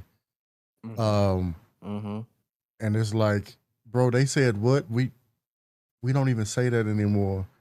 But like, and I love the way, and even Jacob said it. He said, the day that they not let me be me, I'm done because I don't know how to be anything else. Mm-hmm. And Mm-hmm. I love that because, like, bro, give us all of it. We here for all of it. Yeah, no, I agree. I definitely That agree. one time and I always bring this up too, that one time in the Thunderdome era during COVID, when they finally let Paul Heyman off the leash, and Paul Heyman told Buddy, see, you think that because I am the way that I am on this TV that I can't handle myself. Mm-hmm. He told that man, I'm from New York. I'll whoop your ass if you disrespect my tribal chief again. Mm-hmm. If that wasn't the most New York thing to say at that moment. I never connected with some shit more. I like, trust me, even when they let Damian Priest hop into his bag, I was like, Yeah. I know where Damian Priest is from. Yeah. I understand that. And I love Gunther, but I hated Gunther when he was going crazy with his thing against Damian Priest. I was like, hey, Gunther, I love you, but you better relax. I'm a New Yorker first before a wrestling fan. You feel me? Like, right. I'm on Damian's side 1000%. Yeah, I love the way that they're letting wrestlers be more authentic. It was something that was definitely needed. Definitely needed. The funny, like you say that, and then I saw a thing. Two of the divas from like back in the day were doing like a podcast together, or like they were doing like a little interview with each other, and they were talking about how the girls today don't have any character. Like they don't have, like, none of them actually have like character work or anything that. But like, I don't agree with that because like, if you look at era, somebody, they actually had characters. Well, if you look at Because somebody they like didn't- a Jada Parker, full of character. Mm-hmm. Jada Parker will get will sometimes forget she's at work, and she'll start letting them N words fly. Like, like, bro, Lash Legend, another one. Like, bro, Lash is who she is, and I believe if you saw Lash on the street, she would be the same way. Yeah. Like, I don't agree with that statement at all because there are so many women that prove that statement to be untrue. Yeah. I get it. I get it. We have a we have that curse of nostalgia, right? And nostalgia makes us remember things differently than they actually Yeah. were. Mm-hmm. Mm-hmm. And so, unfortunately, we remember the Divas era differently than it actually was. Like the Divas era, those women were protected as hell. Like they wrestled a little bit, but it was very what I would call schoolboyish wrestling. It was very we do a little move here, do a little move there, and then we do some hair pulls and some slaps. Like, you know what I mean? Like it Hell, like they had bra and panty matches, they had mud matches, jello matches. Like they didn't have actual matches. right. So Also, they were at that like during that era, they were considered the bathroom break. I'm not gonna hold you. I was one of them people. When the Divas matches came in, that's when I went to go refill whatever I was eating or drinking. That's when I went to the bathroom. That's when I went to the concession stand. Like I was one of them people. I was I think definitely that's one why of I'm those so people. excited to see like a AJ or a Nikki Bella come back. Same. Because, you know, like I know that they were around during that time and them still having the passion for wrestling and being excited by the new talent and wanting to prove themselves and actually get to wrestle in a day and age that they fought so hard for. Because that's Right. essentially what's happening. You know, like Yeah. you can say what you want about the Divas era.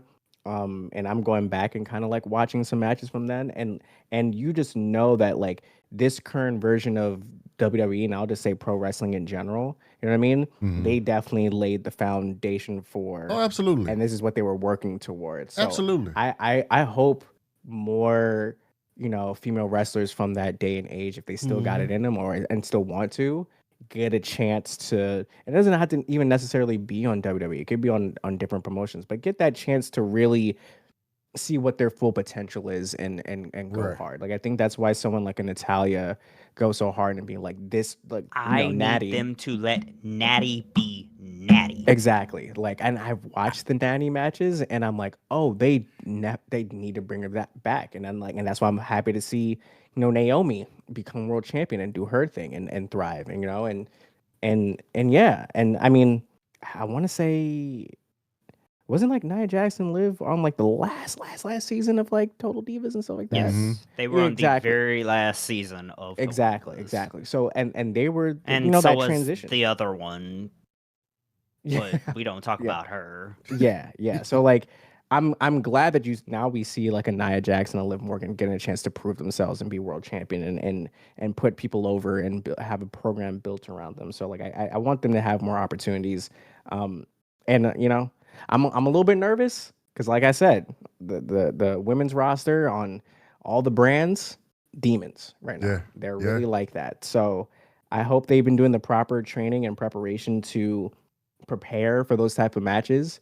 They're gonna always be over because nostalgia is like the biggest draw, if we're being completely honest. But like now it's time to like prove themselves and be like, the nostalgia was worth it, the wait was worth it. Right. Now we out here thriving, you know. Because like I And- feel like last week when Nikki had her match against Asuka, like she did pretty good. Mhm. Like that's, you know- to say it's a match against Asuka, she did pretty well. Like I knew going into the match she was going to lose. Like Yeah.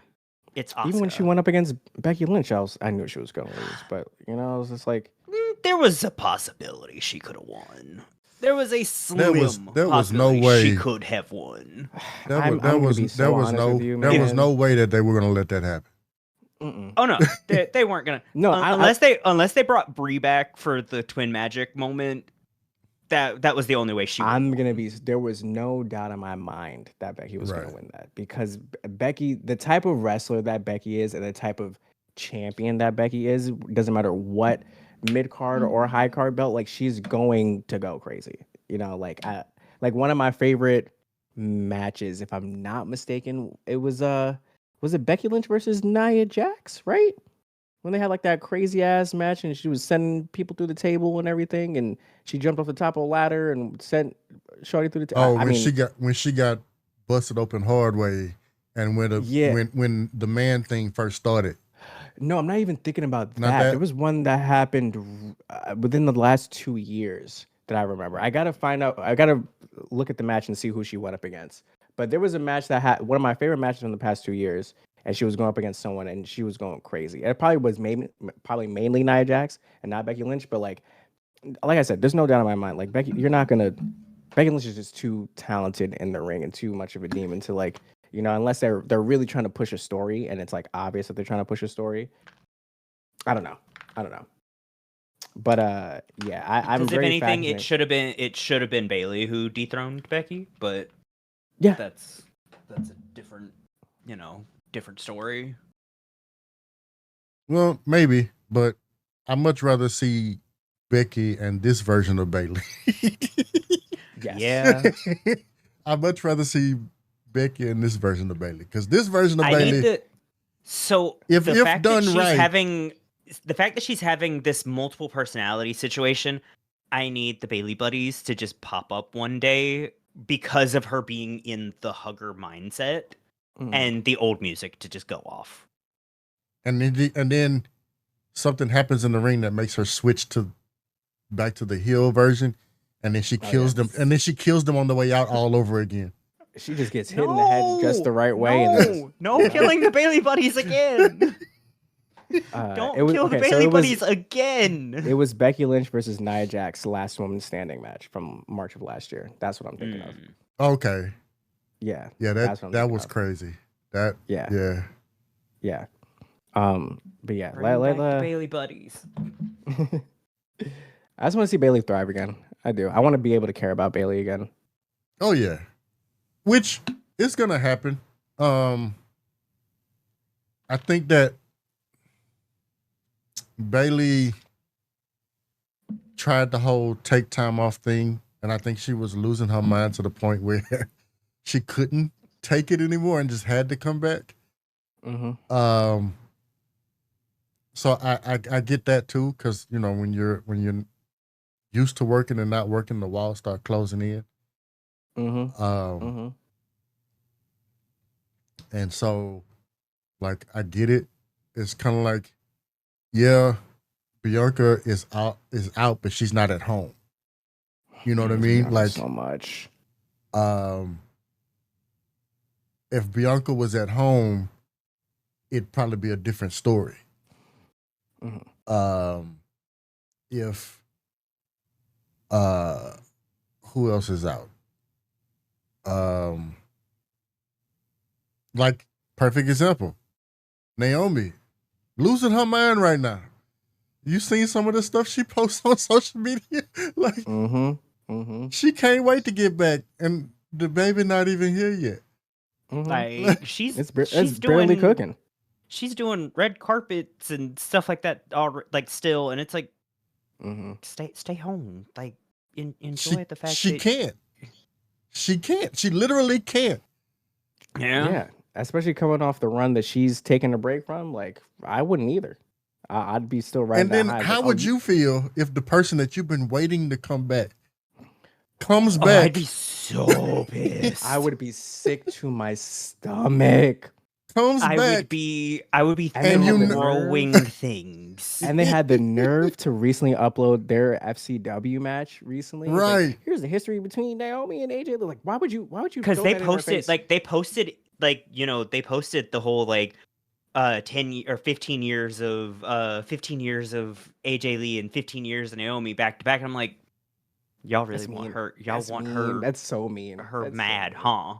Like, yes, they debuted together on NXT, and y'all are just rubbing it in her face that AJ's back and she's out. Yeah. When she previously stated, if the rumors are true and she comes back while I'm out, I'm going to crash out. I know the minute that baby so drops, as soon as she's gonna like Yeah. She's probably still in the gym, like, as much as a pregnant person can be. Yeah. Because I remember Maria Kanellis, when she was pregnant, actually, both times, she was, like, always still posting, like, workout videos and stuff like that. And people were, She like, came back. criticizing her. Yeah, she came back super early. Like, they were criticizing her so bad for, like, you're pregnant, you shouldn't be doing that, you shouldn't be doing that. And it's like, my doctor said I can. I'm going to keep doing what my doctor said I can do. Right. And that, because of her, keeping up with her, like, exercise and workouts and all that stuff, I think that's one of the reasons she was able to come back as quickly as she did. She probably shouldn't have, because she still needed a little bit more recovery, but she came back as quickly as she did because she wanted to come back. Right.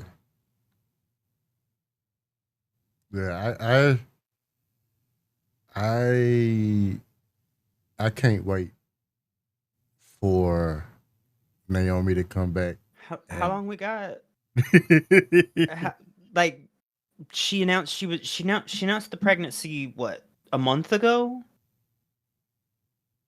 So we still got, what, 8 more months?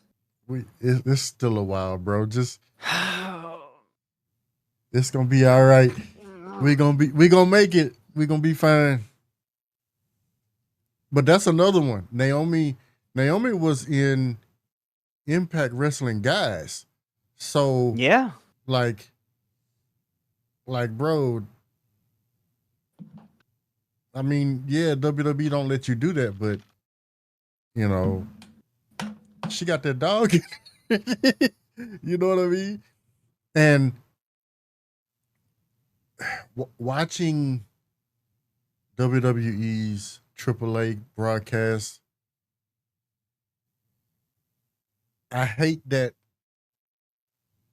they allow Natty to be what we all knew she could be in everywhere else but where it matters. Like when they announced that, that Natty and I think it was Becky were gonna fight. I just knew that we were gonna get Brawler Natty. And then when she came out with the same old gimmick, I was like, yeah, she fixing to lose. This ain't even worth watching. Cause like there's just I don't know. Like in my opinion, they shit on her so bad.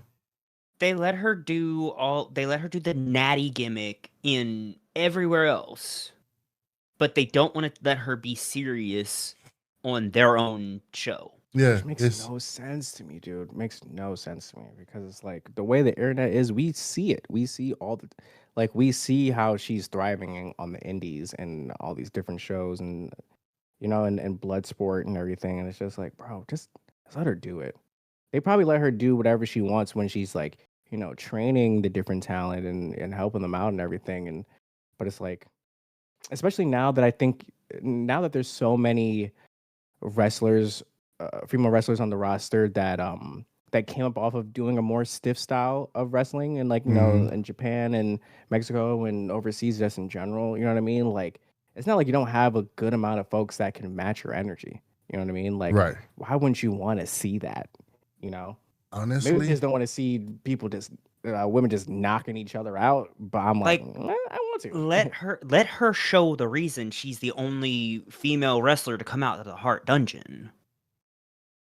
Like, honestly, let her go.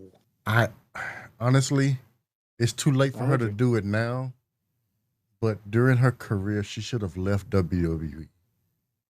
And because she did apparently, like, didn't she do a stint in Japan before she came to WWE? I believe so, but also sometimes you got to remind people what they have. Yeah. You know what I mean? But also pretty sure she has that for life contract with them because of TJ. Well, that and the fact that they won't let her forget that she's a heart. Yeah. She's the only person, and I say this all the time too. She's the only person that every time every time that they do they announce her, they have to throw in her family and remind everybody that she's a heart.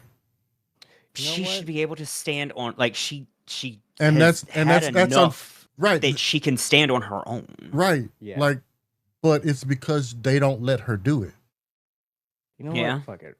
Tony, grab her up and have her go up against Mercedes Moné at the Owen. Have her win it. Fuck it.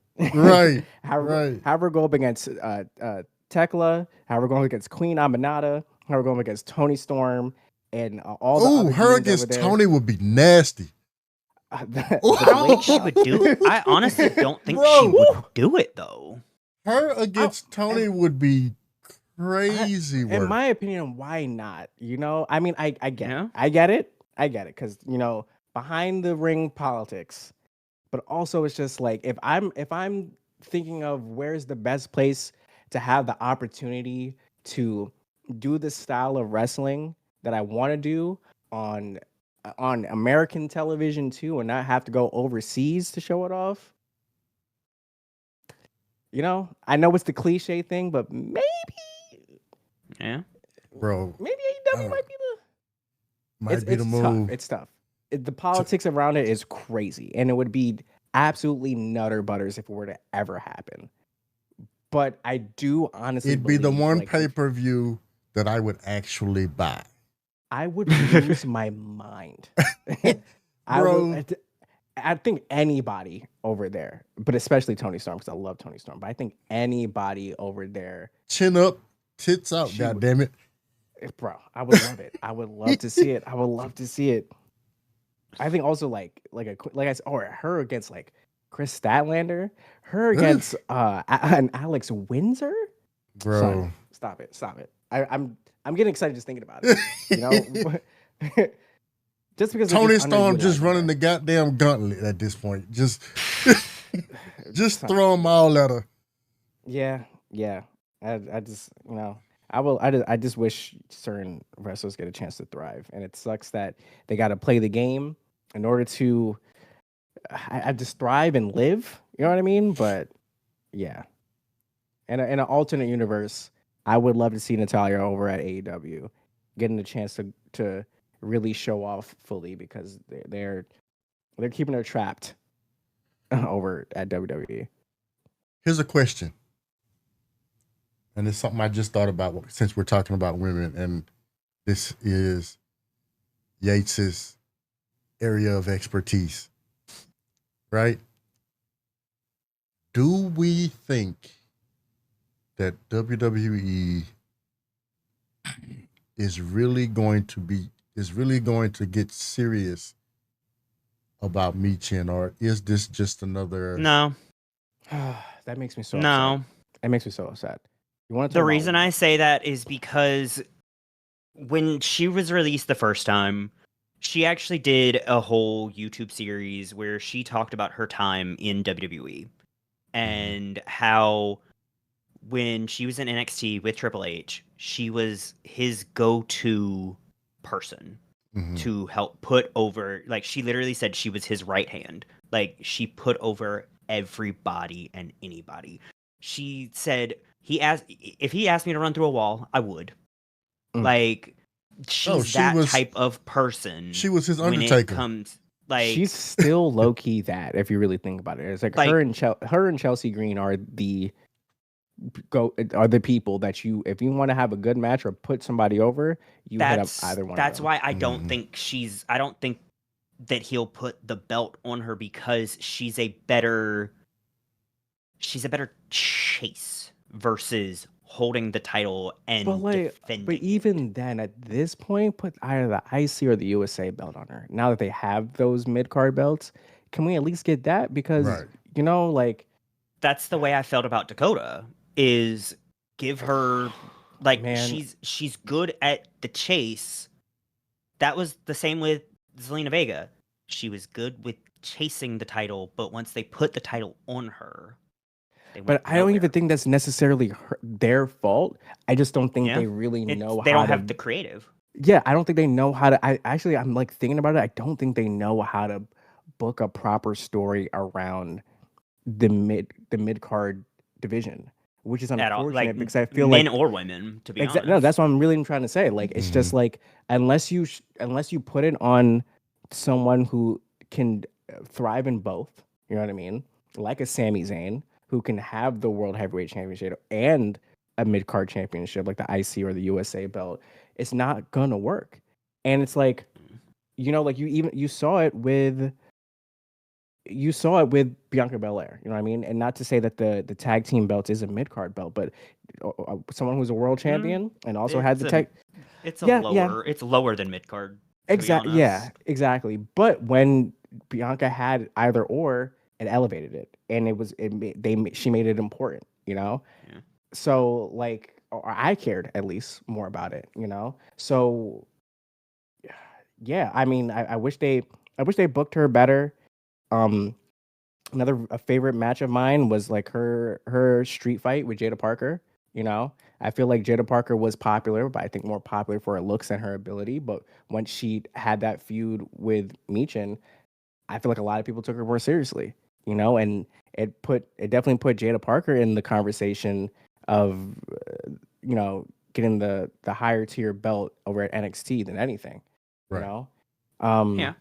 So yeah, I would love to see Michin thrive a little bit more, but it's like she's stuck in that rut of just like she's gonna have a feud with, or not have a feud, but she's gonna team up with a BFAB, who I'm not saying is not talented, but it's like they don't really connect. She doesn't really connect with the fans like that, you know, Right. like because I'm still trying to figure out why she's with the Prophets. Like it doesn't make sense to me other than, unfortunately, the skin color. Like Yeah. it doesn't make sense. It doesn't make sense to me at all. Like they don't like. There's no chemistry there at all. They never needed a manager. No. The only thing they would use her for is if with the Prophets going up against the Wyatt Six, so that she's the person to go against Nikki, or when the Prophets go against DIY, she's the person to go against Candice. Like that's the only reason they have they have her paired with them. And Candice LeRae is another one that the way I hear everybody talk about Candice LeRae, you know. But like, I mean, she's absolutely another person who deserves a title. Yeah.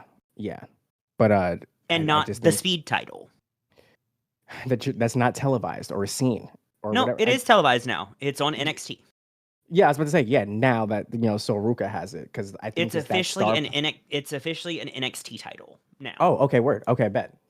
So they're currently doing a tournament between TNA, NXT, a main roster, one main roster person, which is Candice LeRae, and then a member of the AAA roster. Interesting. So they had Candice against one of the TNA people, and then an NXT person against a AAA person, if I'm not mistaken. Okay. Candice moved on, and the NXT person moved on, if I'm not mistaken. So they're going up against each other tonight, I think. Oh yeah, because it is see NXT who's going to Homecoming. be going for the title at the next NXT pay-per-view or the next like big NXT show. Yeah, because right now, what's currently airing, I probably just ended, is NXT Homecoming, and I'm randomly seeing. Yeah, it just ended like 30 minutes ago. Yeah, I'm like slowly seeing highlights. So I'm about to go back and watch. But how are they even gonna book that? The whole concept of the Speed Championship is to be short matches, and you know what I mean. So, I mean, I guess they can use that to fill time whenever they're like, oh, we need 10 minutes, but still, that's a little weird, you know. I mean, I'm glad that that's being televised more. I thought that concept was cool as fuck, but you know, I mean, I'm glad they had someone like a Sol Ruka to make people care for real, because I think she's Mhm. like the perfect representation to go with and show off that it means something. But Candice LeRae deserves more. True. A lot of the folks in that mid card area deserves more, because it's not like it's a talent thing. I think it's just unfortunately a star power thing. But I think the writers' room can do something to help that out. You know, they have the power in them to write their stories more interesting in order to put them over. I think like once you strap that rocket to someone, it's you just got to give that person the shot. Unless instead of just leaving it up to their own devices, because if people are not seeing the talent, then how can they get over with the crowds if the crowd doesn't see them? True. Yeah. Or if the televised crowd can't see them? They're probably, I think they're definitely shown off during like the house shows or whatever, but I'm like, only a fraction of the audience sees that, unless they're really tuned in with Twitter and stuff, or randomly watching their YouTube. You know what I mean? Like, Mhm. put them on TV, put them on Netflix, put them on Do NXT. they put still them- film Superstars or Main Event? Yes, because I have seen recently they put out like the full matches from Main Event, but honestly, a lot of the times when I see stuff from those shows, it's from people posting camera footage, phone footage. Ah, You know, I think recently, I would say within the past week, they posted a really good match on Main Event. yeah, because But- I remember they used to film Main Event before SmackDown. Right. And I don't know where they put it anymore, because it used to be a Hulu exclusive. To YouTube, most likely. Yeah, Ray Phoenix versus someone named Angel. It was the most recent Angel main event Garza. Angel match. Garza. Gotcha. And that happened on September 13th, and they uploaded that full match a couple days ago.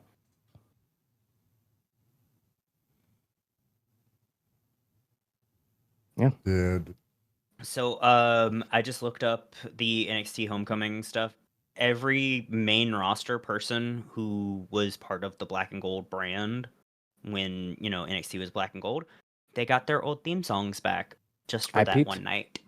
I peeped. Shout out to Amethyst. She was excited to see Finn Balor's old theme song come back. I'm ready to, watch that on the CW app tomorrow morning. Well, tomorrow afternoon after I get back from work. So Demon Finn Balor is now a puppet now, You know? Listen. I would personally hate to have to put on that paint and makeup every single time. I get it. And on top of that, they're doing it in like the Jake the Snake Roberts kind of Yeah. Listen, Santino Morello type of, yeah. Demento took a suicide dive. Yeah. It was one of Up the against most Mr. dangerous. Iguana. It was one of the most dangerous moves of the match. Mm-hmm. I hope they're both okay. Yeah. No, I was scared for Demonito. I was terrified. But yeah. but Layeska's a professional. Mm-hmm. I'm glad they had medical on the side on standby to help them out. Kenny looks like he's so over us.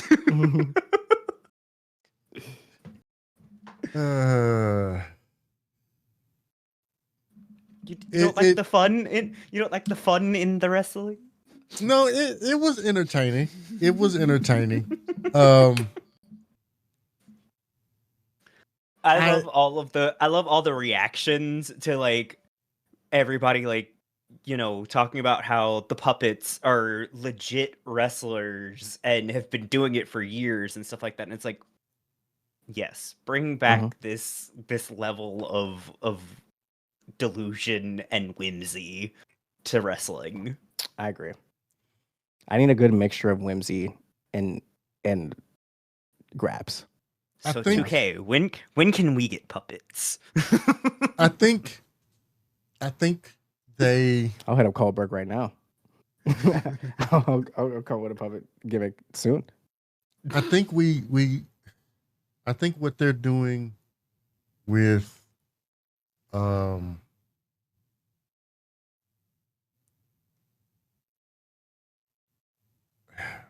can't I, my brain is not working today. I think what they're doing with uh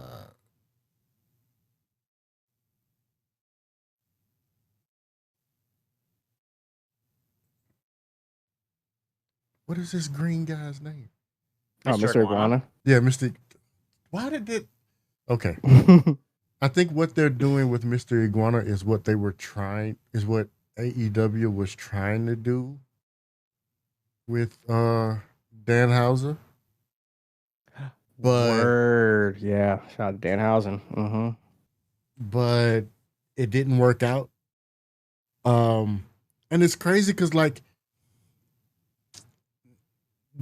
before they started really using Mr. Iguana, the what AAA was saying about Mr. Iguana was that he was very charismatic, but he couldn't go in the ring. Okay, interesting. But Under my impression, it looked like he was over already in AAA, and then that's what I was getting ready to say. Was like, yeah. But these people love him, and he can make spots work. Like I'm not seeing what y'all were saying. Like I'm waiting for the fuck ups and shit. Like that's really fascinating because when I first saw him, I was like, first of all, I was enamored by the gimmick and I thought it was hilarious. And then when he went crazy in the ring, I was like, oh, the gimmick is just the gimmick. Yeah. He's nasty in the ring. So like, and the crowd it's reaction Mr. was Iguana. like He has an iguana. Yeah, like it looked like when he came out, it looked like the crowd was already locked in. So I was like, I'm surprised to hear that, And I mean, America loves a good goofball gimmick, but like when they're impressed too. So right, like, right. Yeah, that's really fascinating. And I mean, it sucks that Danhausen wasn't able to get over in AEW. I think he's still there, but like, technically, I think there's there's a contract dispute. I think, where he's trying to get away, but they tacked on his injury time, so he has to sit that out. So they're doing what they like got mad at WWE about doing with the whole tacking time. Like they did it to Ray Phoenix. That was the whole thing of why Penta came and Ray Phoenix was still over there. But WWE bad for doing that.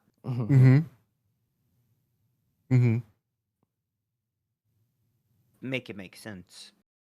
It's WWE. It doesn't have to make sense. I forgot that's the logic with a lot of anything that involves WWE is it's always WWE bad. And according to our very own Danny Phantom, Tony Khan is Cocaine Bear, so it doesn't have to make sense there allegedly. Allegedly. See, you say allegedly because you never seen this man in person. Hey man, I'm having the time of my life. She did make sure to say. I watch AEW. She did make sure to say allegedly. You're saying allegedly because you never saw this man in person. I've seen this man in person. No, we're legally saying allegedly. This man. we ain't got no money. We ain't got no money if they try to come for us. I mean, keep it a stack. I always just see a coffee cup in his hand. That's what I see. So, I watched this, and I said this last time too. I watched this man give the same promo like 4 or 5 times in one night. And and 2 of those times he hadn't even left the stage. He got done with the promo and went right back into it. Like, same words, same everything. Bro. Buddy is just yeah. Allegedly.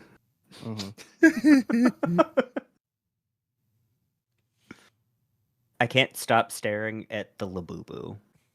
Oh, Chancla? Yeah. When I tell you I'm ready for having a puppet gimmick. Oh, I did a full Oh, y'all big know- into energy. Y'all know everybody's. unboxing. Y'all know everybody's Lord and Savior Soldier Boy is the first rapper to have a Labubu chain. Yeah, I Oh, peeped. I saw the goodness. TikTok. Yeah, I saw the TikTok. And he can have that first accolade. I don't. This is enough. I spent enough money on this. Oh no! Like I said, I did a full case of Yeah. the big into energy. hmm I won't do it again. I was gifted this one. I bought her clothes, but I was gifted her by one of my homegirls. So out of love for Amethyst and Cheyenne, I rock it on my microphone. But I would have been okay not owning her. Oh yeah, no. Tony put them in like color coordinated order for me because I just had them sitting on my desk, and he was like, Yeah. "They need to get off of your desk," so I hung them up for you. Mm-hmm. I was like, Love that. okay, because I wasn't gonna do it. I love that. How do you know that you've reached uncle status or unk status? I have no clue where these characters came from. I don't even know what they are. Brother, same. It just appeared. I went to brunch to catch it with my homegirl, and I came back with a Labubu. That's literally it. They're they're Nordic, if I'm not mistaken. I'm trying to remember where. So they're from a IP called The Monsters, and it's like, well, the Labubu. There's a Zimomo, which is the male version of Labubus. And then there's like 5 other characters in that universe. Mm-hmm. And the difference between a Labubu and a Zimomo is a Zimomo has a tail and wings, and it's like 5 times bigger. Mm-hmm. Yeah. Alrighty. Yeah, There's like 4 generations already of Labubus. The one that Jelani has is a Have a Seat, which is generation 1. Jesus I didn't even know Christ. that. Not gonna lie to you. I didn't even know that. It's sad that I'm able to tell which generation it is just from looking at it. Mm-hmm. You know what? I'm gonna let you have that. That will be categorized in my brain under things that makes Yates unique. Constantly online. That's why. Pop Mart is the live streams for Pop Mart are always on somewhere in our house. Mm-hmm. Oh, so this is Pop's fault. Okay. That makes more sense. Yep. That makes more sense.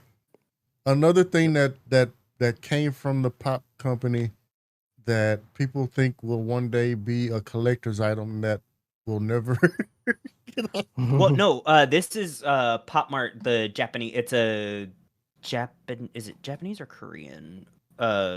Like Can't tell you. action figure. Like they do action figures, plush dolls, plush pendants, stuff like that. Oh, Yeah. okay. Mm-hmm. That makes okay. I get it. So, you know what, Jelani? This has been fun. Thank you so much, brother. Thank you. I'm bro, glad I got a chance to talk about some wrestling. We Here we go. we have tried to schedule this.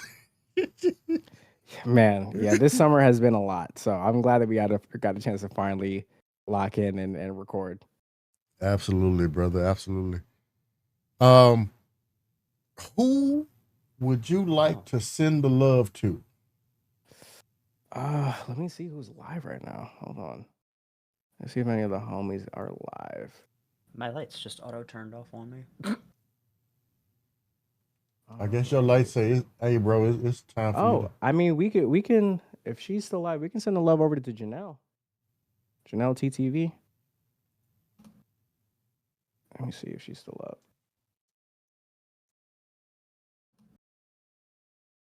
Yeah, she looks like she is. Yeah, she is currently partner pushing right now. So definitely, I think we should lock in. Oh, partner pushing. Yeah, let's do that.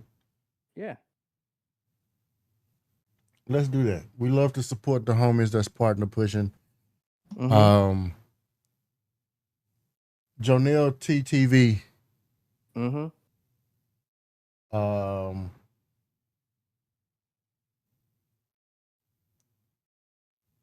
I'll send it to you, Sims.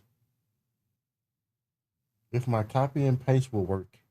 So that first raid message is for follows. That second raid message.